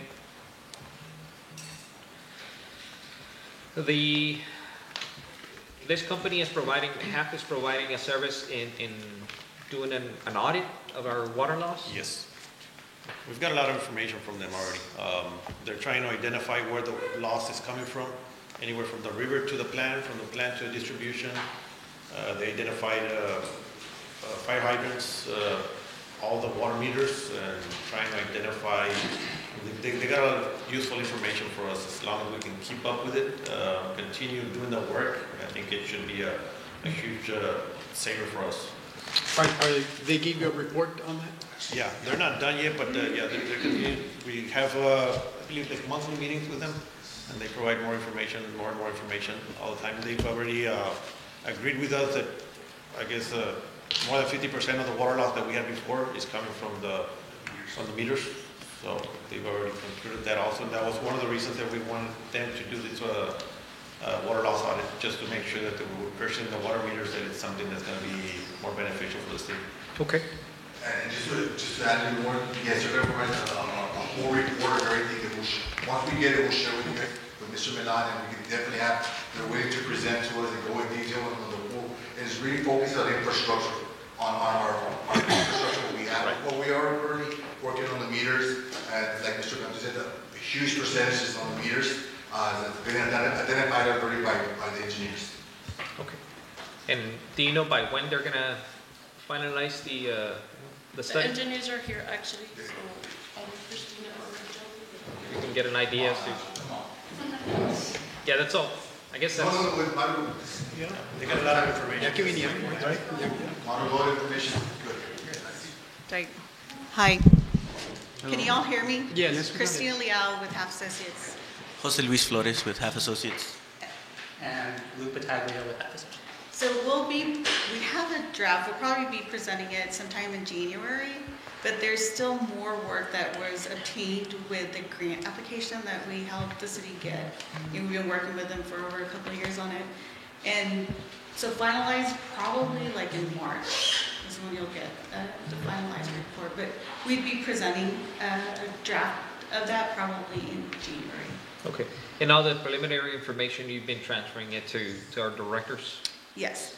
So it's a lot of it's based on information that they provided from their billing and just interviews with operations. So there is a capital improvement plan, or so to speak, improvements that we're recommending, but there's also operational. And how do you do your study? Do you send manpower to the field to identify the areas, or is it just based off of reports that we provide to you? It's based on a lot of data. So as it is, the city's already reporting water loss audits to the Water Development Board every May. They're also doing water use surveys, and so we're just really compiling a lot of the existing data and trying to do kind of forensic studies, right, to see like where there's areas for improvement, right, to reduce the water losses. You're never going to reduce, like eliminate it, because there's always going to be breaks and things like that, but really like bringing that down to a more acceptable level, since it's money, right? Right. that you're losing, so. I don't know if you have any other questions? No. No, thank you. Thank you. Thank you. I just want to add to that, Mayor, also, this study was also required, or it's going to help us get additional monies from the Texas Water Development Board. We're going to hopefully try to get 70 to 80% of our water meters funded through the Texas Water Development Board. Oh, that's awesome. Oh, that would be awesome. 70% grant, yes. And this is one of their requirements as well? Yes. Okay. Yeah. Okay. It's one of the requirements that's going to help us to get us approved on that. Okay, very well, thank you. Okay, I think that's, You just had two items in their administration, Mayor. One of them was the final payment to Stark County Elections Department for that's for the work they did for the November election for the propositions. yes, And we have the purchase of one vehicle that was previously approved under, it was 3 vehicles approved at the time, but this is Right. only one of them. A local dealer. very good. Any questions, Commissioners? Any questions?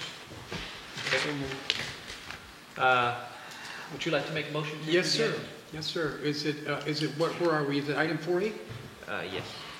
I move that we approve item 4A as presented. Okay.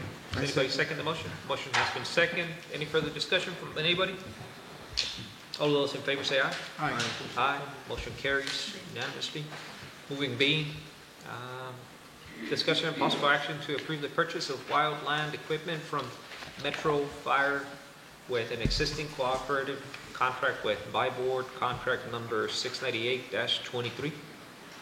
Okay, also purchased, and this is for the grant, if you're wondering why it got listed separately, it's because this is in excess to $50,000. So we know that anytime we pass that amount, we have to procure for services, but Byboard is a cooperative that takes care of the procurement for us by vetting the vendors.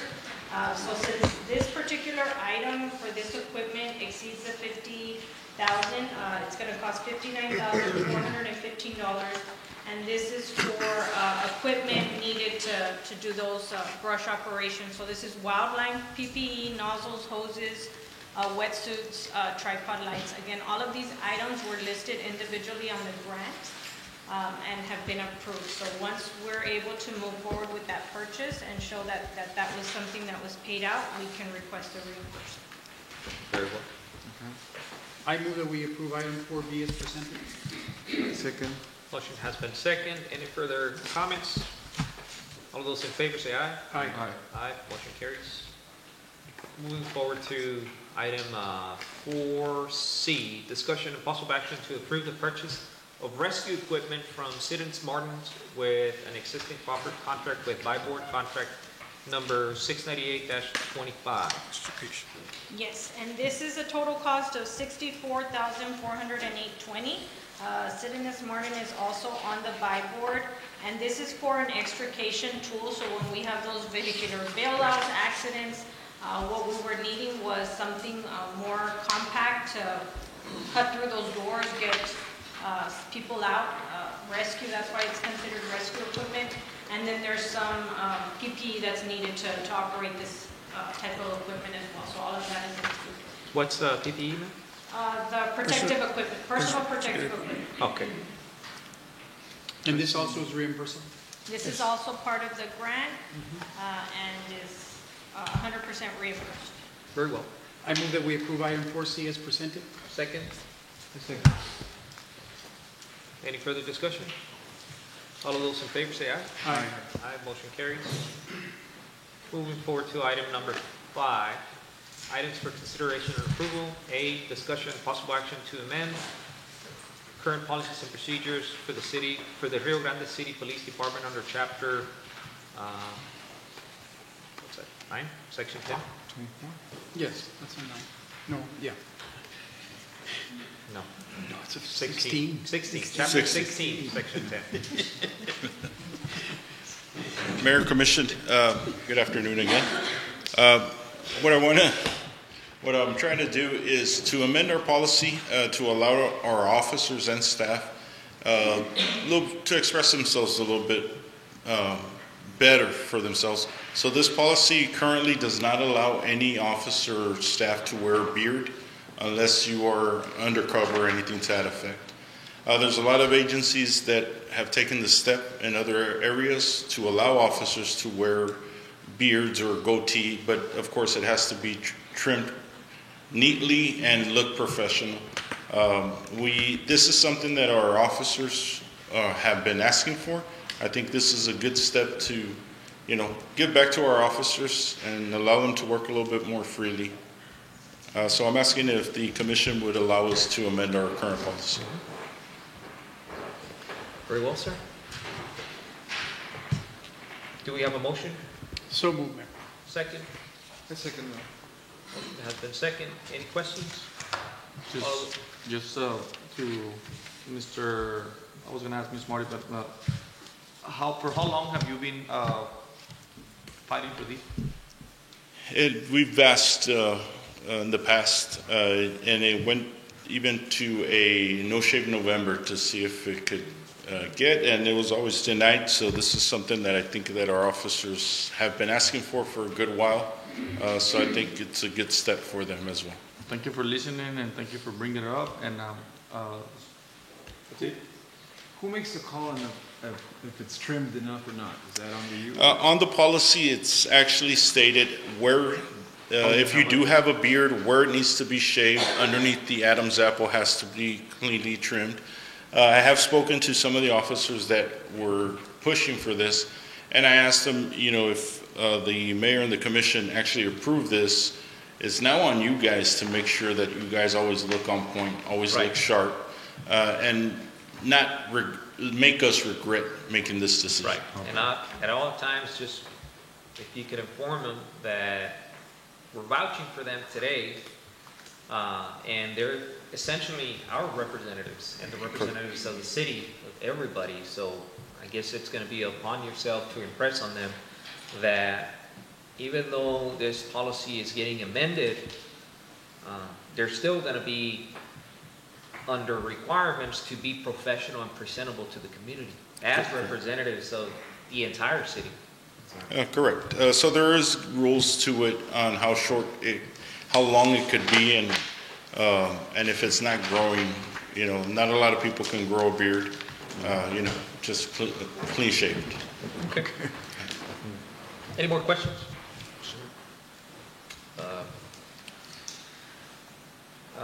I think that a motion has been done.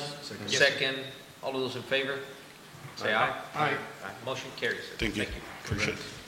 Moving to item B, 5B, discussion possible action to consider entering into an interlocal agreement between the Rio Grande City Police Department and the Lower Rio Grande City Valley Development Council. Mayor, Commission, this is a really big opportunity for our police department and for the city. We were approached about 2 months ago by the Lower Rio Grande Valley Development Council from Hidalgo County. And pretty much they're asking us to go into agreement with them that would allow our police department to be the first agency in Stark County to actually have our own police academy. We would fall under the umbrella of the Lower Rio Grande Valley Development Council, but it would be the Rio Grande City Police Department Police Academy. Right. So I'm asking if the commission and yourself, Mayor, will agree into this interlocal. I think this is a huge opportunity for anybody that wants to chase a career in law enforcement. Now they could come to our police department, attend a police academy that is being taught by our own staff, and graduate. And in a couple of years, they can say, I graduated from the Rio Grande City Police Academy. Right. Well, first of all, I want to say thank you for taking the initiative, Chief. I know that this is a big deal for the city and for yourself, and especially for your department, because you're trying to bring something innovative, something that's going to benefit the community. You're going to be not only offering law enforcement services to the community, but also educational services, where a resident from here, from our town, can come over to our own police department and obtain classes at our own police academy. So thank you for being proactive. I think this is something that benefits the community And I think that the commission is going to be proud to say yes to something like this. Thank you. Do we have a motion? So moved. Motion has been made, second. Motion has been second. Does anybody wish to make a comment or address the chief regarding this item? I just want to congratulate you, Chief. You're doing a great job, and I know we talked about this opportunity. Hopefully, it'll come through. Appreciate it, sir. Thank you for your guys. initiative. Thank you. Thank you. Once again, it's the first time ever we have such an opportunity, right? Yes, this is the first time that an opportunity like that has come across. So we've been going back and forth, and we're going to be able to open the doors to our community, and not only to our city but to our county. Anybody that is wanting to sign up for a police academy, they could come in and test out and see if they qualify to become a cadet. Awesome. Chief, thank you so much. Thank you. And again, taking those extra steps to look forward and not only provide the most important aspect of our city, which is safety, but also now the education, like the mayor just said.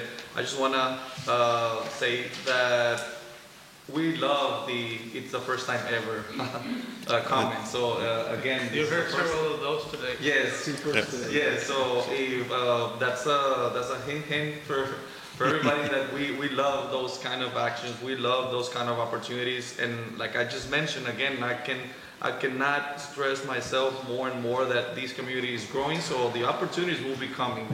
And we want to be there for them. So. Imagine just somebody, hey, I want to become a cop. That's my passion right here. So thank you again, and let's bring more of those comments that this is the first time ever. Will do. Thank you. And we'll get more. Yeah, Chief, I just want to say that, I humbly say that it makes me very happy just to be part of what's going on with the city, and I'm saying this from the bottom of my heart that, everybody, when given an opportunity, they really want to prove themselves. They want to provide a good service. I know that a lot of the individuals here in-house have been doing a great job.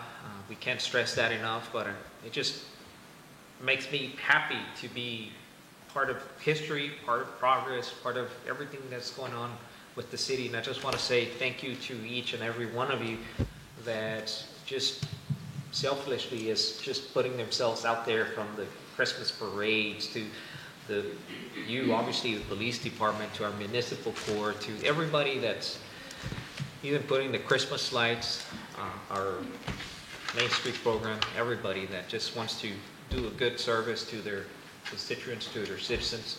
So thank you so much, everybody. Thank you. Thank you. Thank you. Did we vote on that? No. Okay. All of those in favor to approve the item just presented, say aye. Aye. Aye. Aye. Motion carries. Thank you, sir. We're moving to item C, 5C, discussion and possible action to approve to execute startup documents for the Community Development Block Grant Program Agreement, number CDM 24-0074 with the Texas Development of Agriculture for the Downtown Revitalization Program. Yes, I know, it's long. That was a tough one, that was a lot on that one. Revitalization. 5C. The revitalization grant. So a few months ago, Mayor Commission, if you recall, our Special Projects Department secured a grant with TDA to revitalize our downtown, primarily Britton Avenue. So these are the 4 blocks of Britton Avenue where we would be creating accessibility, ADA, to this area, because we have a lot of events there. We had our tree lighting just recently. I know there's plans to do cook-offs and try to have more events downtown. And we want to keep in mind that there's individuals that want to come to our events and they're in walkers, they're in wheelchairs, they have limitations, and the access right now to the boulevard, it's non-existent, right? You have to take a step up. Wasn't this discussed in another meeting where we were going to add ramps to the kiosk and also some street lighting? That is correct. So this is just the process of moving this project forward. So we have been officially awarded this money. Our grant writers, GrantWorks, Ms. Nilda Barrera is here to talk about the next steps to get this project going. So, Ms. Nilda. Thank you. Good afternoon, Mayor, Good afternoon, ma'am. Council. My name's Nelda Barrera, and I'm the Client Service Manager for Grant Works covering South Texas. And so basically what this is yes, Rio Grande City was awarded the 2024 Downtown Revitalization Grant. We are in the startup phase, and what that entails basically is that the project has been approved by the Texas Department of Agriculture, but we have not been, we haven't generated or executed the contract. That should be coming in early 2025. But that being said, with the startup phase, it requires processes and documents to basically start up the grant. And as our application writers and project managers move forward with this grant, we need these items to be completed. And so we have, I think, Mayor, you have in your packet, we have a notarized authorization to release confidential information. We would need that. There's going to be an employee interview designation form that will be provided as well, that would be needed prior to the startup. Also, a public notice for fair housing, which y'all have already done the notice, and then y'all just approved and recognized the fair public housing for the month of April. So that's been completed. TDA just notified the city that it had to be done before the end of the year. And then there's also a Section 504 self-evaluation form that'll need to be complete, and all of these forms are part of the startup process. So yes, and that's basically it. Do we have a motion on this matter? I move that we approve this item as presented. Anybody second the item? Second. Questions, concerns? All of those in favor say aye. Aye. Aye. Motion carries. Thank you so much. Great, thank you. Moving to item D, discussion and possible action to approve change order for credit on allowance expenditures for the Public Safety Building, Project 2020.06. This is a change order to credit for the allowance expenditures for the Public Safety Building. This is already included in the contract for the building. I do have Crystal Chavez from Warren Group to explain here.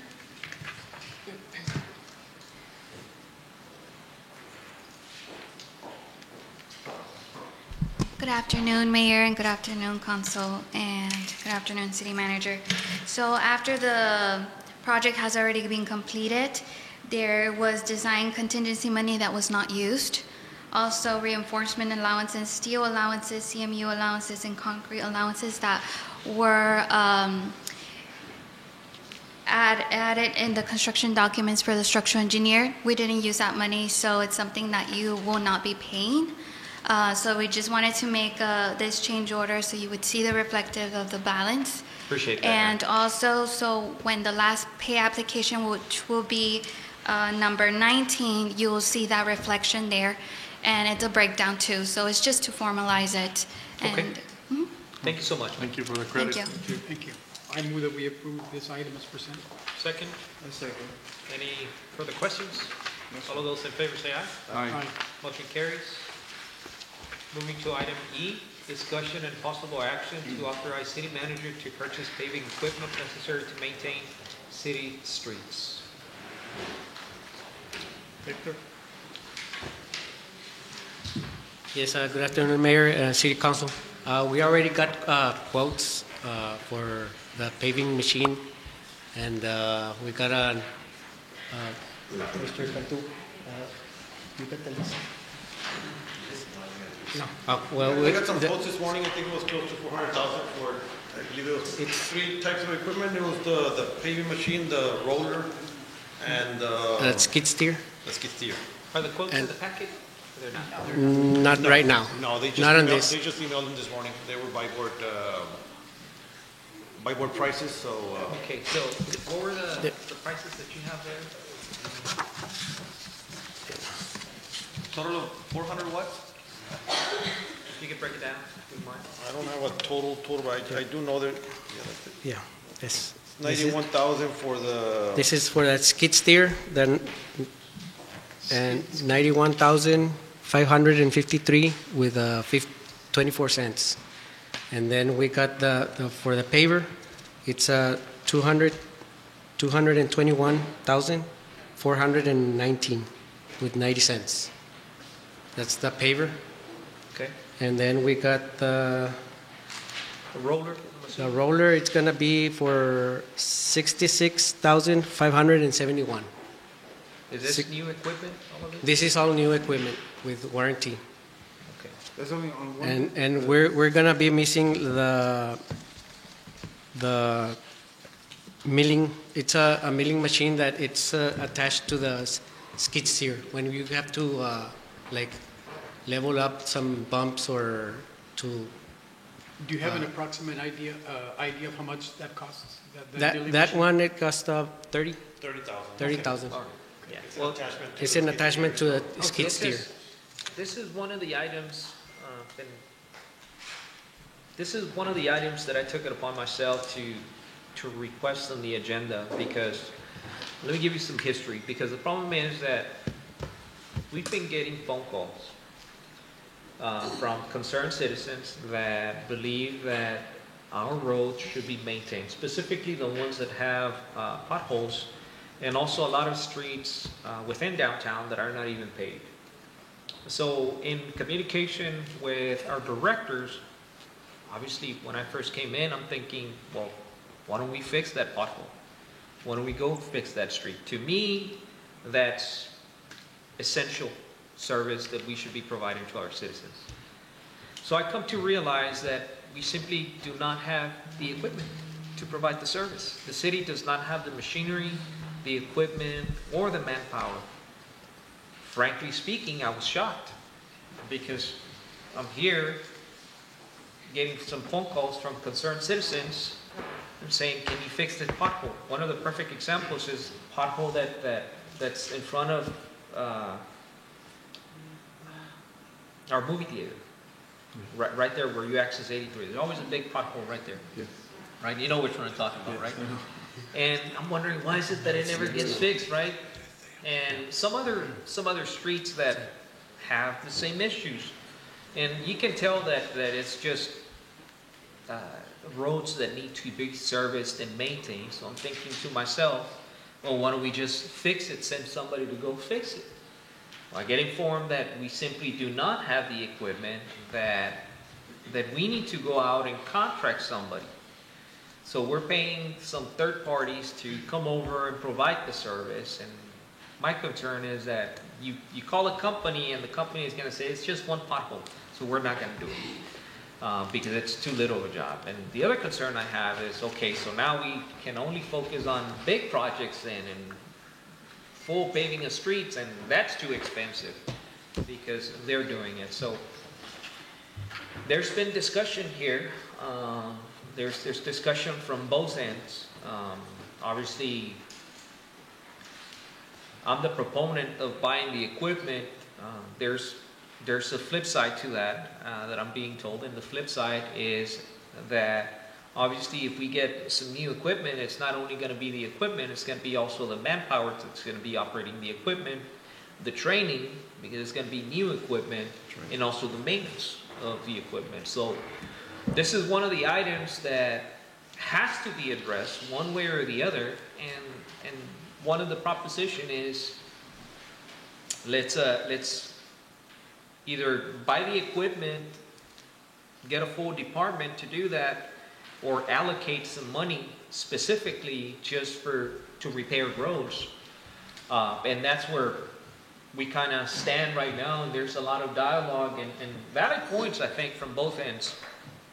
These are discussions that we've been having, but the valid points as to how do we better provide a service to the community while at the same time keeping in checks and balances our accounts and finances. But I think that collectively we agree that it's an issue that one way or another has to be addressed. And one of the concerns that I personally have is that I don't want to address it 2 years down the line. I want to address it today. I want to address it tomorrow, before the year's over. I want to start paving some roads. So that's the concern that we have. Either we buy the equipment I think that the city has the money to buy the equipment, or do we just set some money aside and start fixing some roads for the time being? To me, I think that's a temporary fix where we're just allocating some money to provide a service. To me, I think it's an emergency fix. And eventually you're going to surpass the cost of the equipment. I think so. Yeah. You know, financially, it doesn't make sense because we're going to be spending money. But as a city, we're not here to make a dollar, make a profit. We're here to provide a service. So with that in mind, I think that we need to continue addressing the issue. I don't think that we're ready to make a final decision today because, like I said, I mean, there's valid points on both sides of the same coin. And collectively, we agree that we need to provide the service. And I think when I'm taking a little longer than usual, but I know what's going to be the argument and the propositions, because I've talked to some of the commissioners, some of the city manager about this issue, and that's what stands where we stand right now. And I think that I would like for somebody to make a motion that we postpone this matter so that we can continue strategizing to reach a final solution for our next meeting, for our January meeting. I move that we postpone this, that we table this so we can have further discussion and take up this issue at our January meeting. Thank you. Does anybody second the motion? Motion has been seconded. All those in favor say aye. Aye. Aye. Mr. Barrera, thank you so much for your efforts. How long are those quotes good for, sir? How long are those quotes good for? They're good for, I think, 30 days at like least? 30 days, yes. 60 Okay. days. I just wanted to add that the material and the oil base and all that's not included on this. So. Right. So no, I understand that because and we still the got material to construct and build is not included here. One of the things that I want to impress upon our directors and our city manager is that the way I see it, we have a problem. And the problem has been tabled for now. And I expect our directors, our city manager, to come up with a solution to this problem. And soon.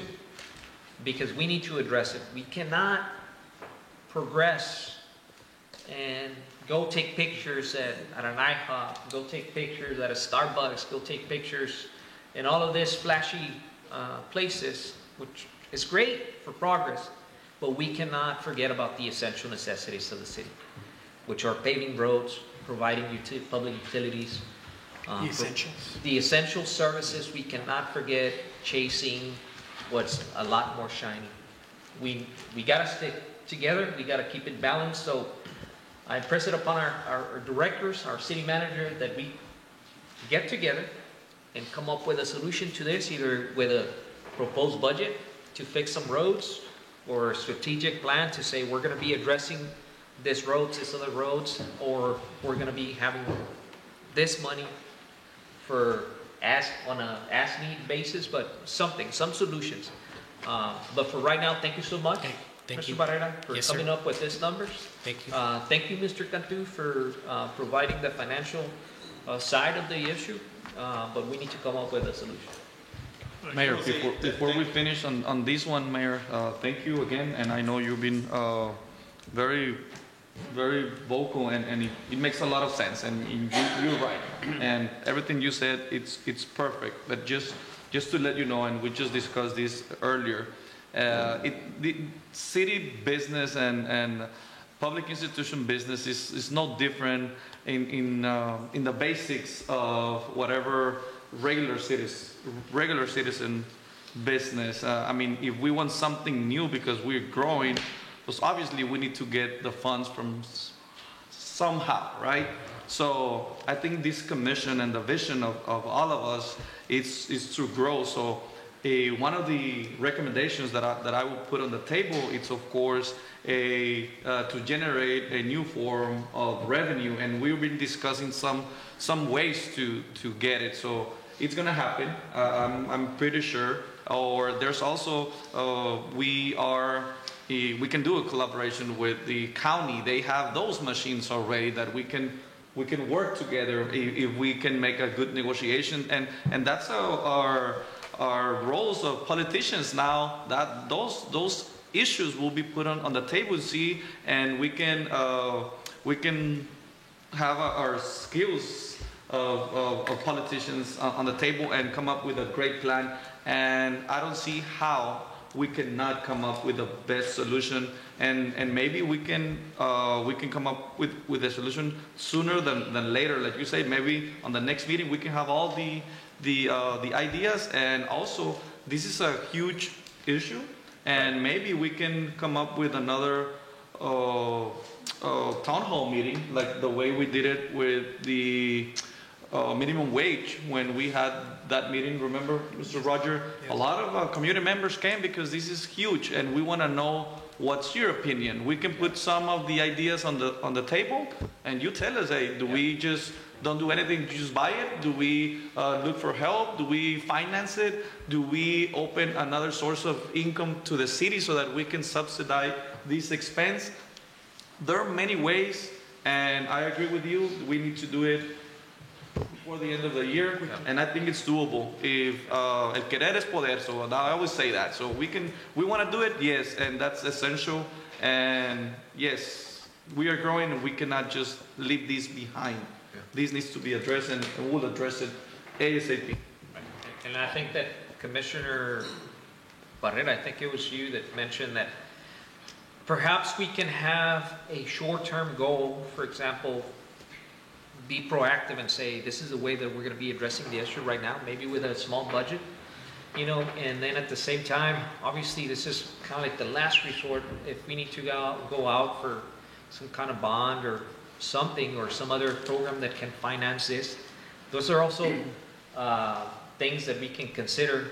But in the meantime, we can definitely talk to our county commissioners to see if they're willing to help us out. Obviously, we would help out financially, right, for the service that they're going to be. Would there be any grants that we could pursue for something another like option. Yeah, that's one of the things that we can do for a long-term goal, right? Because we could do that, but if we do that, the grant, the bonds, we're going to be talking about 3-4 years down the line. The streets are not going to be addressed. And like I said, we need to have something that's going to fix the roads right now. Not only the roads, something that the mayor and I discussed earlier was like, the mayor said, I want to have all alleys paved. It's why do we have our alleys full of grass and full of dirt? We want our alleys like the way it's supposed to be. We don't want to have that in our community. Our downtown is the core of Rio Grande City. That's where it was born. And I think that it should be taken care of. You know, like I said, we love this new section over here where everything is nice and beautiful and new, but we cannot forget the core of Rio Grande City, which is the downtown area, our citizens, our public lighting, our public streets, all of those essential items and services that we need to focus as well. But anyway, so let's do it. All those in favor to postpone this matter till January, say aye. Aye. Aye. Aye. Motion carries. So we're going to be addressing this again in January, just so that you don't, for our the regular meeting. Yes. Ms. So you can put it, because we're going to come back. Okay. Thank you. Thank you. In the kitchen. Yes, sir. Thank you so much. We're 5F, I think. We're 5F. Okay.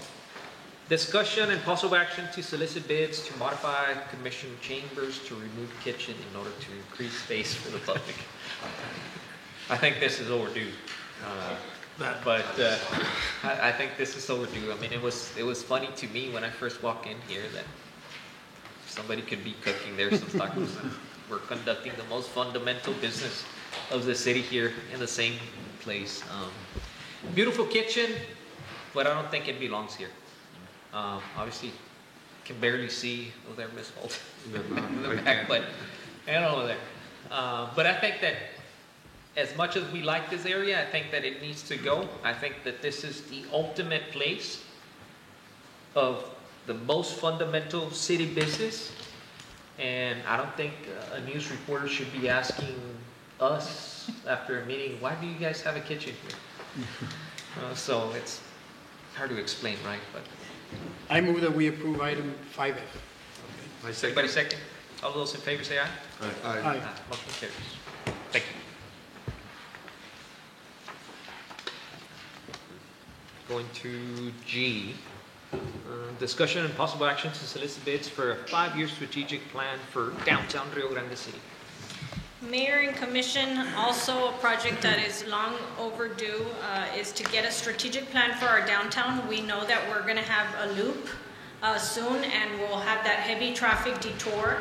But we want to turn our Main Street into a tourist destination. It already is, but we want to attract more tourists. And talking about grants, I know that's come up quite a bit. In order to be competitive for some of these larger grants, they want to see that you have a plan in place. They want to see that you have a strategic plan, that you have a comprehensive plan, because they don't want to release monies to the city in excess of millions of dollars, and you don't have a plan that's going to take you from point A to point B. So the purpose of doing this is to prepare for that loop, and turning our downtown to the tourist destination that it deserves, preserving our historical buildings, getting all of that inventoried. So we're requesting your approval so that we can begin that process to look for organizations, agencies to come up with this strategic plan for us. So we're part of the Texas Downtown. We have a listserv opportunity through our Main Street. So lots of other communities in Texas have done this. It's just a matter of us reaching out through this listserv and asking for their recommendations. We'll request the bids on the cost, and then we can present that over to the commission. One of the things that I would like to see from the EDC is also a program in collaboration with our local business owners, or maybe foreign from other counties or cities that want to come over and invest dollars, but to try to also push them towards downtown and offer them an incentive to redo the face of the buildings and say, you know what, you want to come over and rent or lease a building, you commit yourself to X amount of dollars, EDC is willing to give you a grant. So we currently do have a Main Street facade grant. It's been around for a few years, and we have funding available, but it caps at $5,000. And we know that these... I would like to see something more along the lines 20 or 25,000. Yes. Something that really incentivizes people to come over and invest a good chunk of money. 5,000, I mean, you're going to buy some stuff, and it's great. But I think that if we want to bring back people So I think the board has committed that depending on the size of the project, they would look at increasing that amount. So we've had those conversations And I think before. that if we don't do this right now, our downtown is truly be affected. Once we get the loop, we're not going to have the traffic that we have there. Right. And if we don't invite people to come over somehow to our downtown, it's just going to keep on deteriorating. So if we could start having some restaurants there, some bars there, make it attractive to people.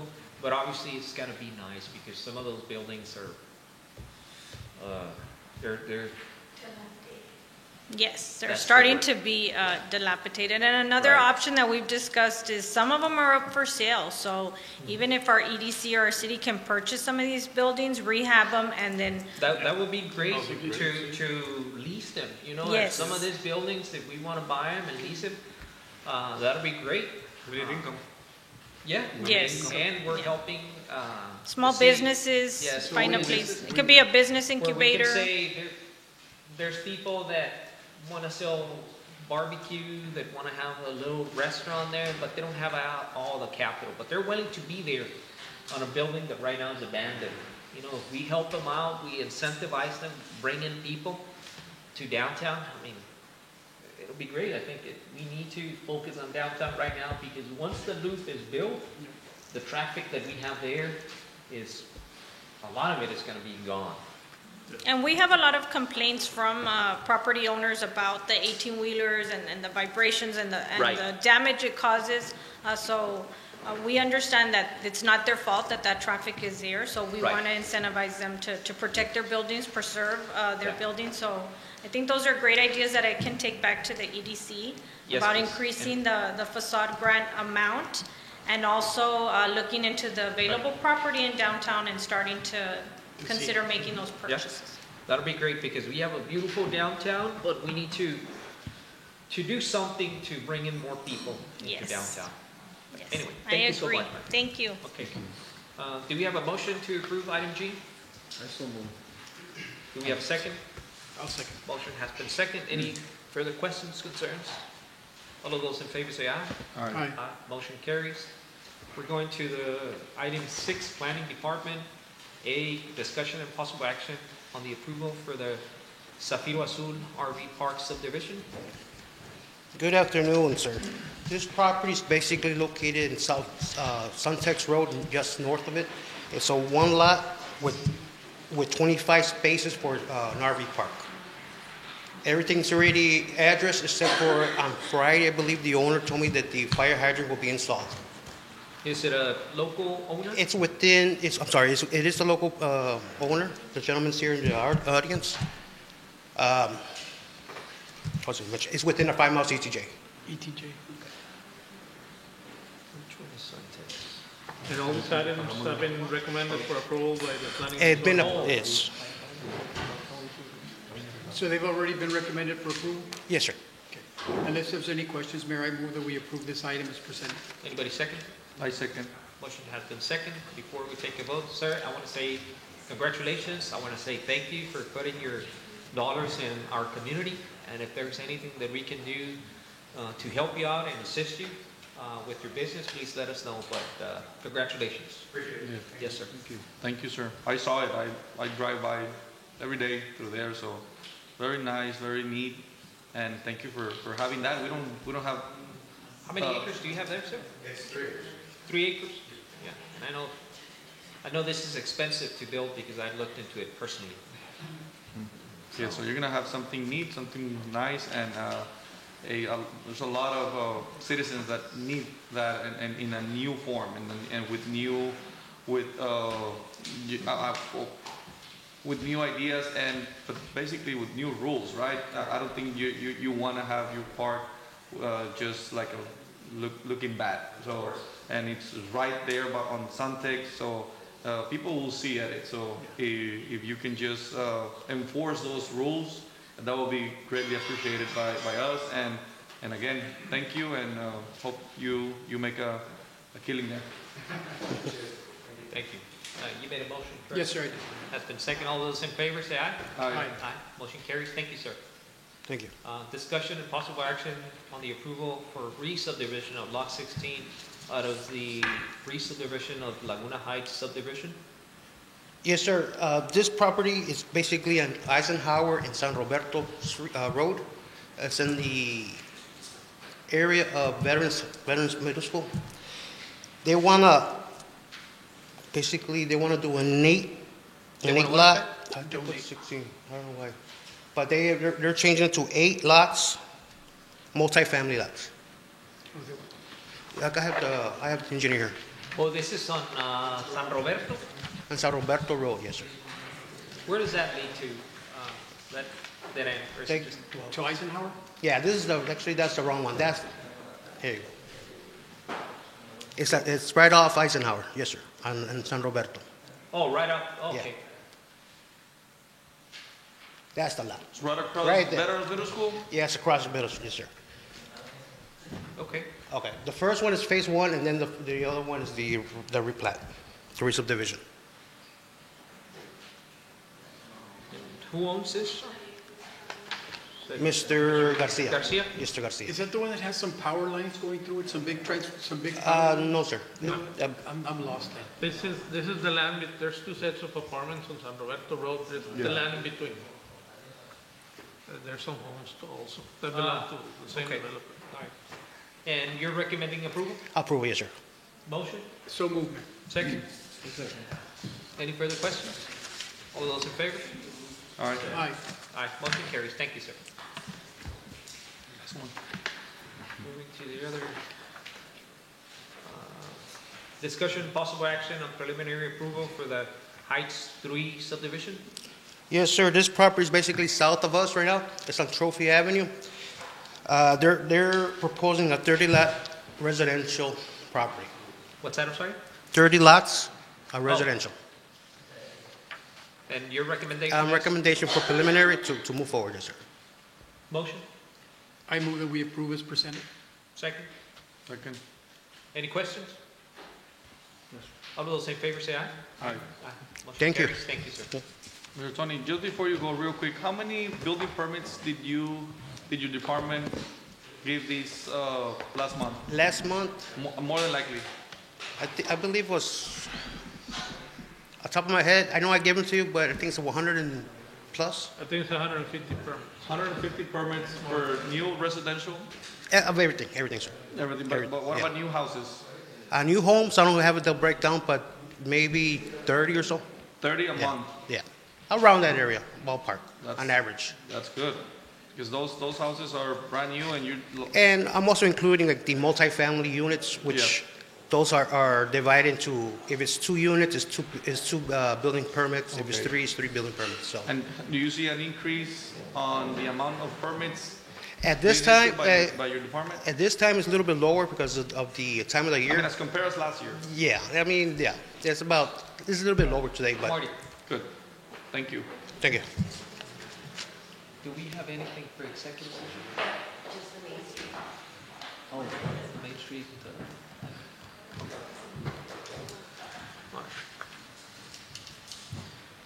Okay, at this time, we're gonna propose that we move to executive session. Do we have a motion? I move to go to executive. Second, all of those in favor say aye. Aye. At this time, we're gonna start in recess and move to executive session, the time being 12:18.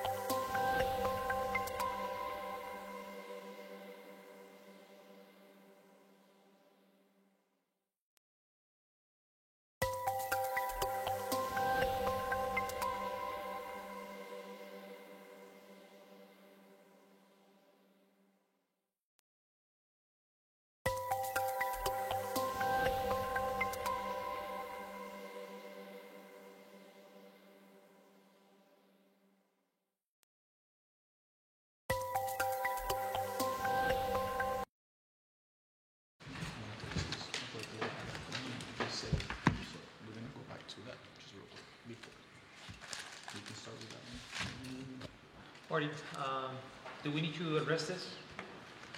Or we don't have to? A recommendation of, I would. yeah, okay. Okay, Thank you. all right. So I'm going to call this meeting to order, the time being 3:14, resuming our regular meeting for December 18 of 2024, time being 3:14. We just came back from executive session, and I believe that we need to go back to item I think it was 3A. B. This 3B. 3B, I'm sorry. Oh, okay. And this is going to be for the discussion and possible action to remove and appoint members to the Rio Grande City Main Street Advisory Board. I want to recommend to the commission that we split this motion in two. One, the removal of current Rio Grande City Main Street Advisory Board, that being motion number 1, and motion number 2, that we do a motion and appointment of the new members to the Rio Grande City Main Street Advisory Board. Mayor, I move to remove the members of the RGC Main Street Advisory Board as presented on the agenda 3B. Does anybody second? I second. Does anybody have any further discussion? No, sir. All those in favor to remove all of the current board members of the Rio Grande City Main Street Advisory Board, say aye. Aye. Aye. Motion carries unanimously. At this point, I recommend that we make another motion for the appointment of the new members to the Rio Grande City Main Street Advisory Board.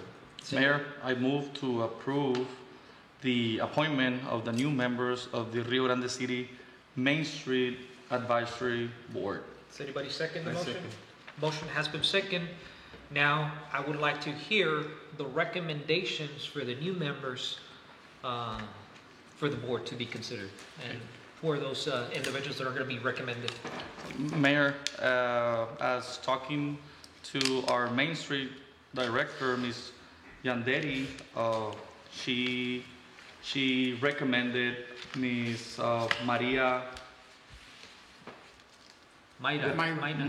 Mayra Garcia and Ana Garza. Gracia and Mayra Garza. Those two, and I believe our legal department has the rest of the names.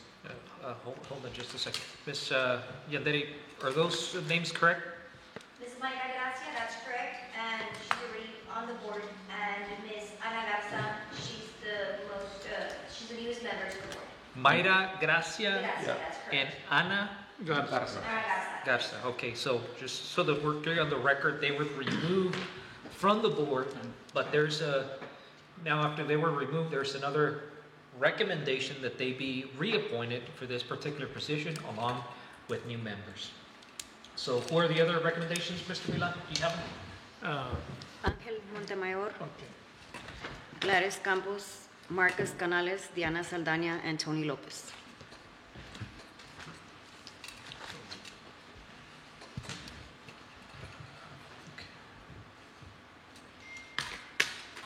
Okay. Mayra Gracia, Ana Garza, Ángel Montemayor, Gladys Campos, Yes. and Tony Lopez. Yes. Antonia Lopez. Antonio? Antonia Lopez, right? Yes. Thank you. Okay, all right. So it's a total of 5 members. Is that? Is that all? Diana Saldaña. Seven. Diana Saldaña. Diana Saldaña. Diana. I think you're missing one. And Marcus Canales. Marcus Antonio. Okay, Marcus Canales. 7 total. So Ms. Yanderi, now you have a complete board, and as per your request, this commission is here to listen, and thank you for your advice and your hard work. We need to finalize it with the motion. So one of the things before we conclude the item is that I want to stress the fact that all of these members are going to be new members, but I'm going to ask you, Ms. Yanderi, that you please impress upon them that they need to report to the commission as to their progress, what are they doing, We're going to be updating most of the boards that we have because as of right now, I haven't had any single board coming over to give a presentation. Recitation, what do they do? Where are they from? Airport, advisory board, who knows what's going on out there. So with this new appointments that are going to be considered, I expect for those participants to come over, give us a report, be transparent as to what's going on, and keep the public informed as to what are their propositions, not only just us, but the public itself. Anyway, so having no further discussion and having a motion being presented, all of those in favor for the appointment of Mayra Gracia, Ana Garza, Ángel Montemayor, Gladys Campos, Antonia Lopez, Diana Saldaña, and Marcos Canales. All of those in favor for the appointment of those individuals, say aye. Was there a second to the motion? Yes. There, okay. Yeah. Aye. Aye. Sorry.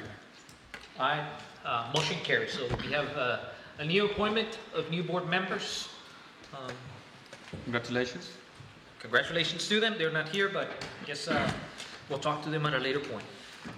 Yes. Mayor, before we adjourn, I'd like to once again emphasize the outstanding work the directors done and personnel.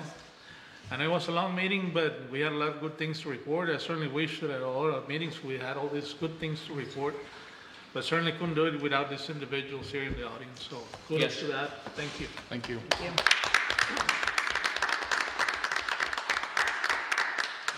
Before we go, before we adjourn, I just want to clarify item 3A. I just want to clarify that the municipal judge advised our legal department the need of an alternative judge, and names were given to the commissioners, and it was my recommendation of Valerie Clark because of the recommendation the judge has given us. I just want to clarify that to Ms. Garcia and to the public that again the need of and any needs you have on your department, just bring it to Mr. Milan or to Ms. Sara, to the mayor, to us, and then we can just discuss it here and make it in the public. So just wanted to clarify that. Yes, sir. Thank you. So we're about to adjourn, but following up on what Mr. Milan said, that today was a lengthy meeting. I don't know how we're going to proceed next year if we're going to be having this full reports. But I think that bottom line, the reports are not only for us, but they're also for the community.